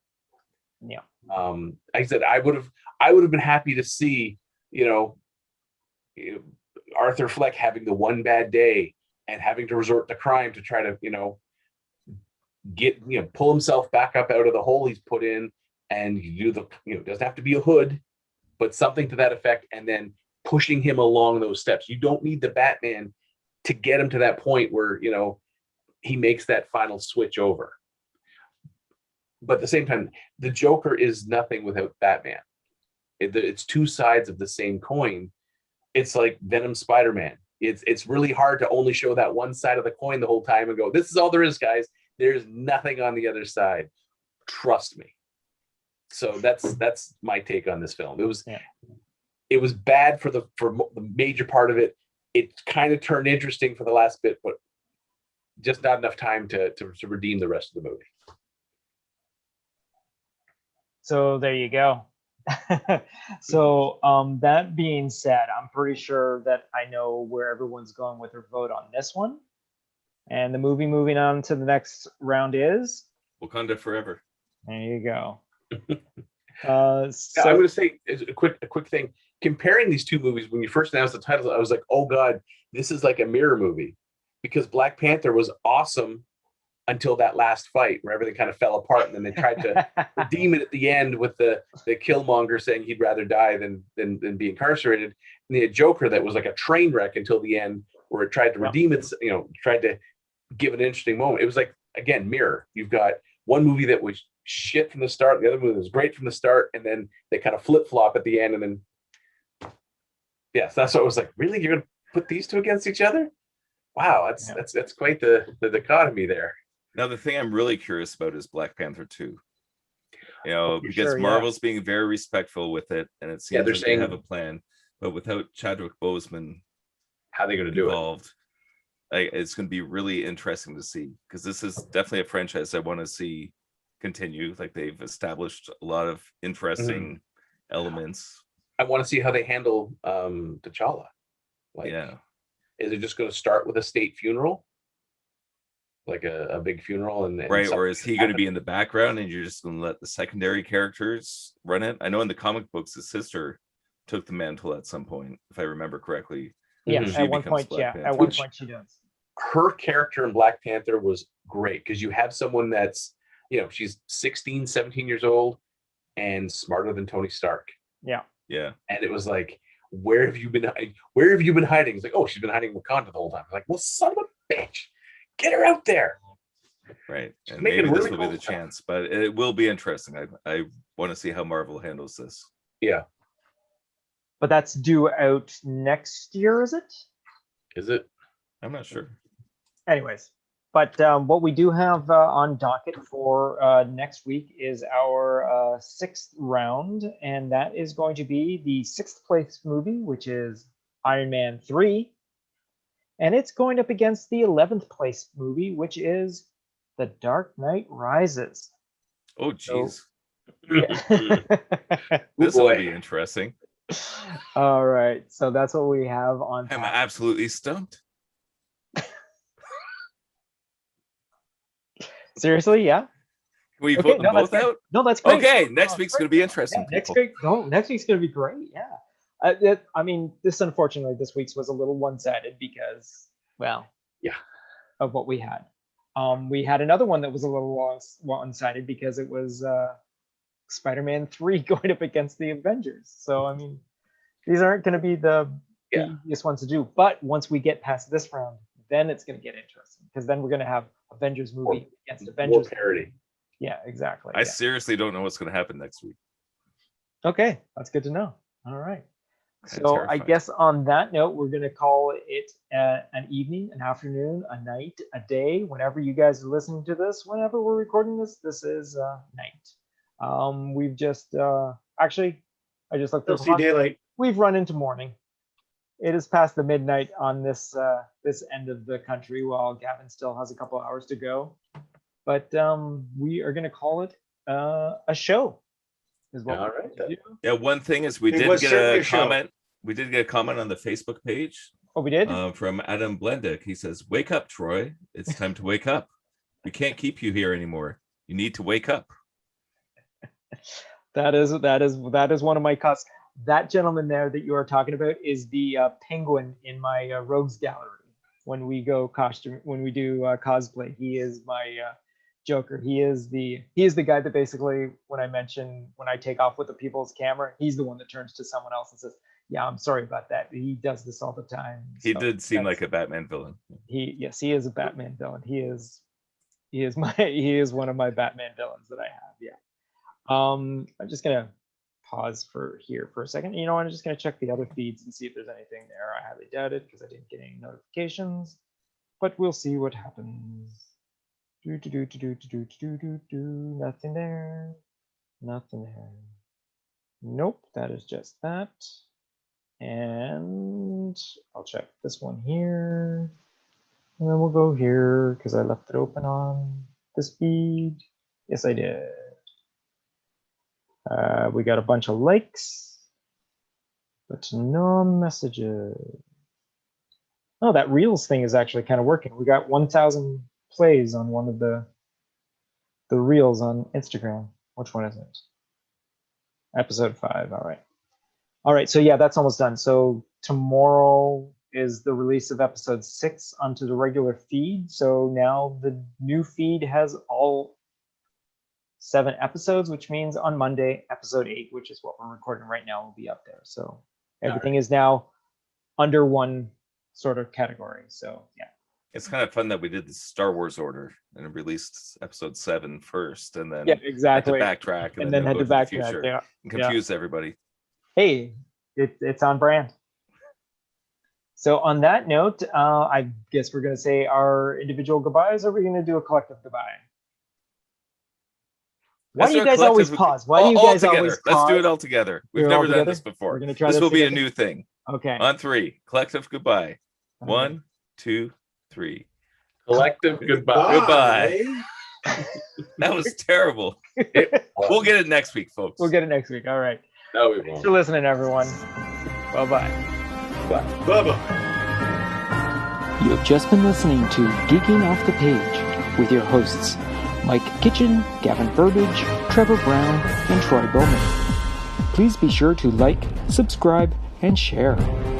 Also, if you could leave us a rating and comment, that would assist in allowing others to find this podcast more easily. You can follow the podcast on the following social platforms: Instagram and Twitter, search for @PlanetGeekPod, all one word. On Facebook, search for Planet Geek Productions. Or you can send us an email to planetgeekpod@gmail.com. Buy the guys a coffee by going to Ko-Fi, ko-fi.com/PlanetGeekPod. And know that any and all donations will go towards improving all current and future Planet Geek Productions programs. Thank you for listening.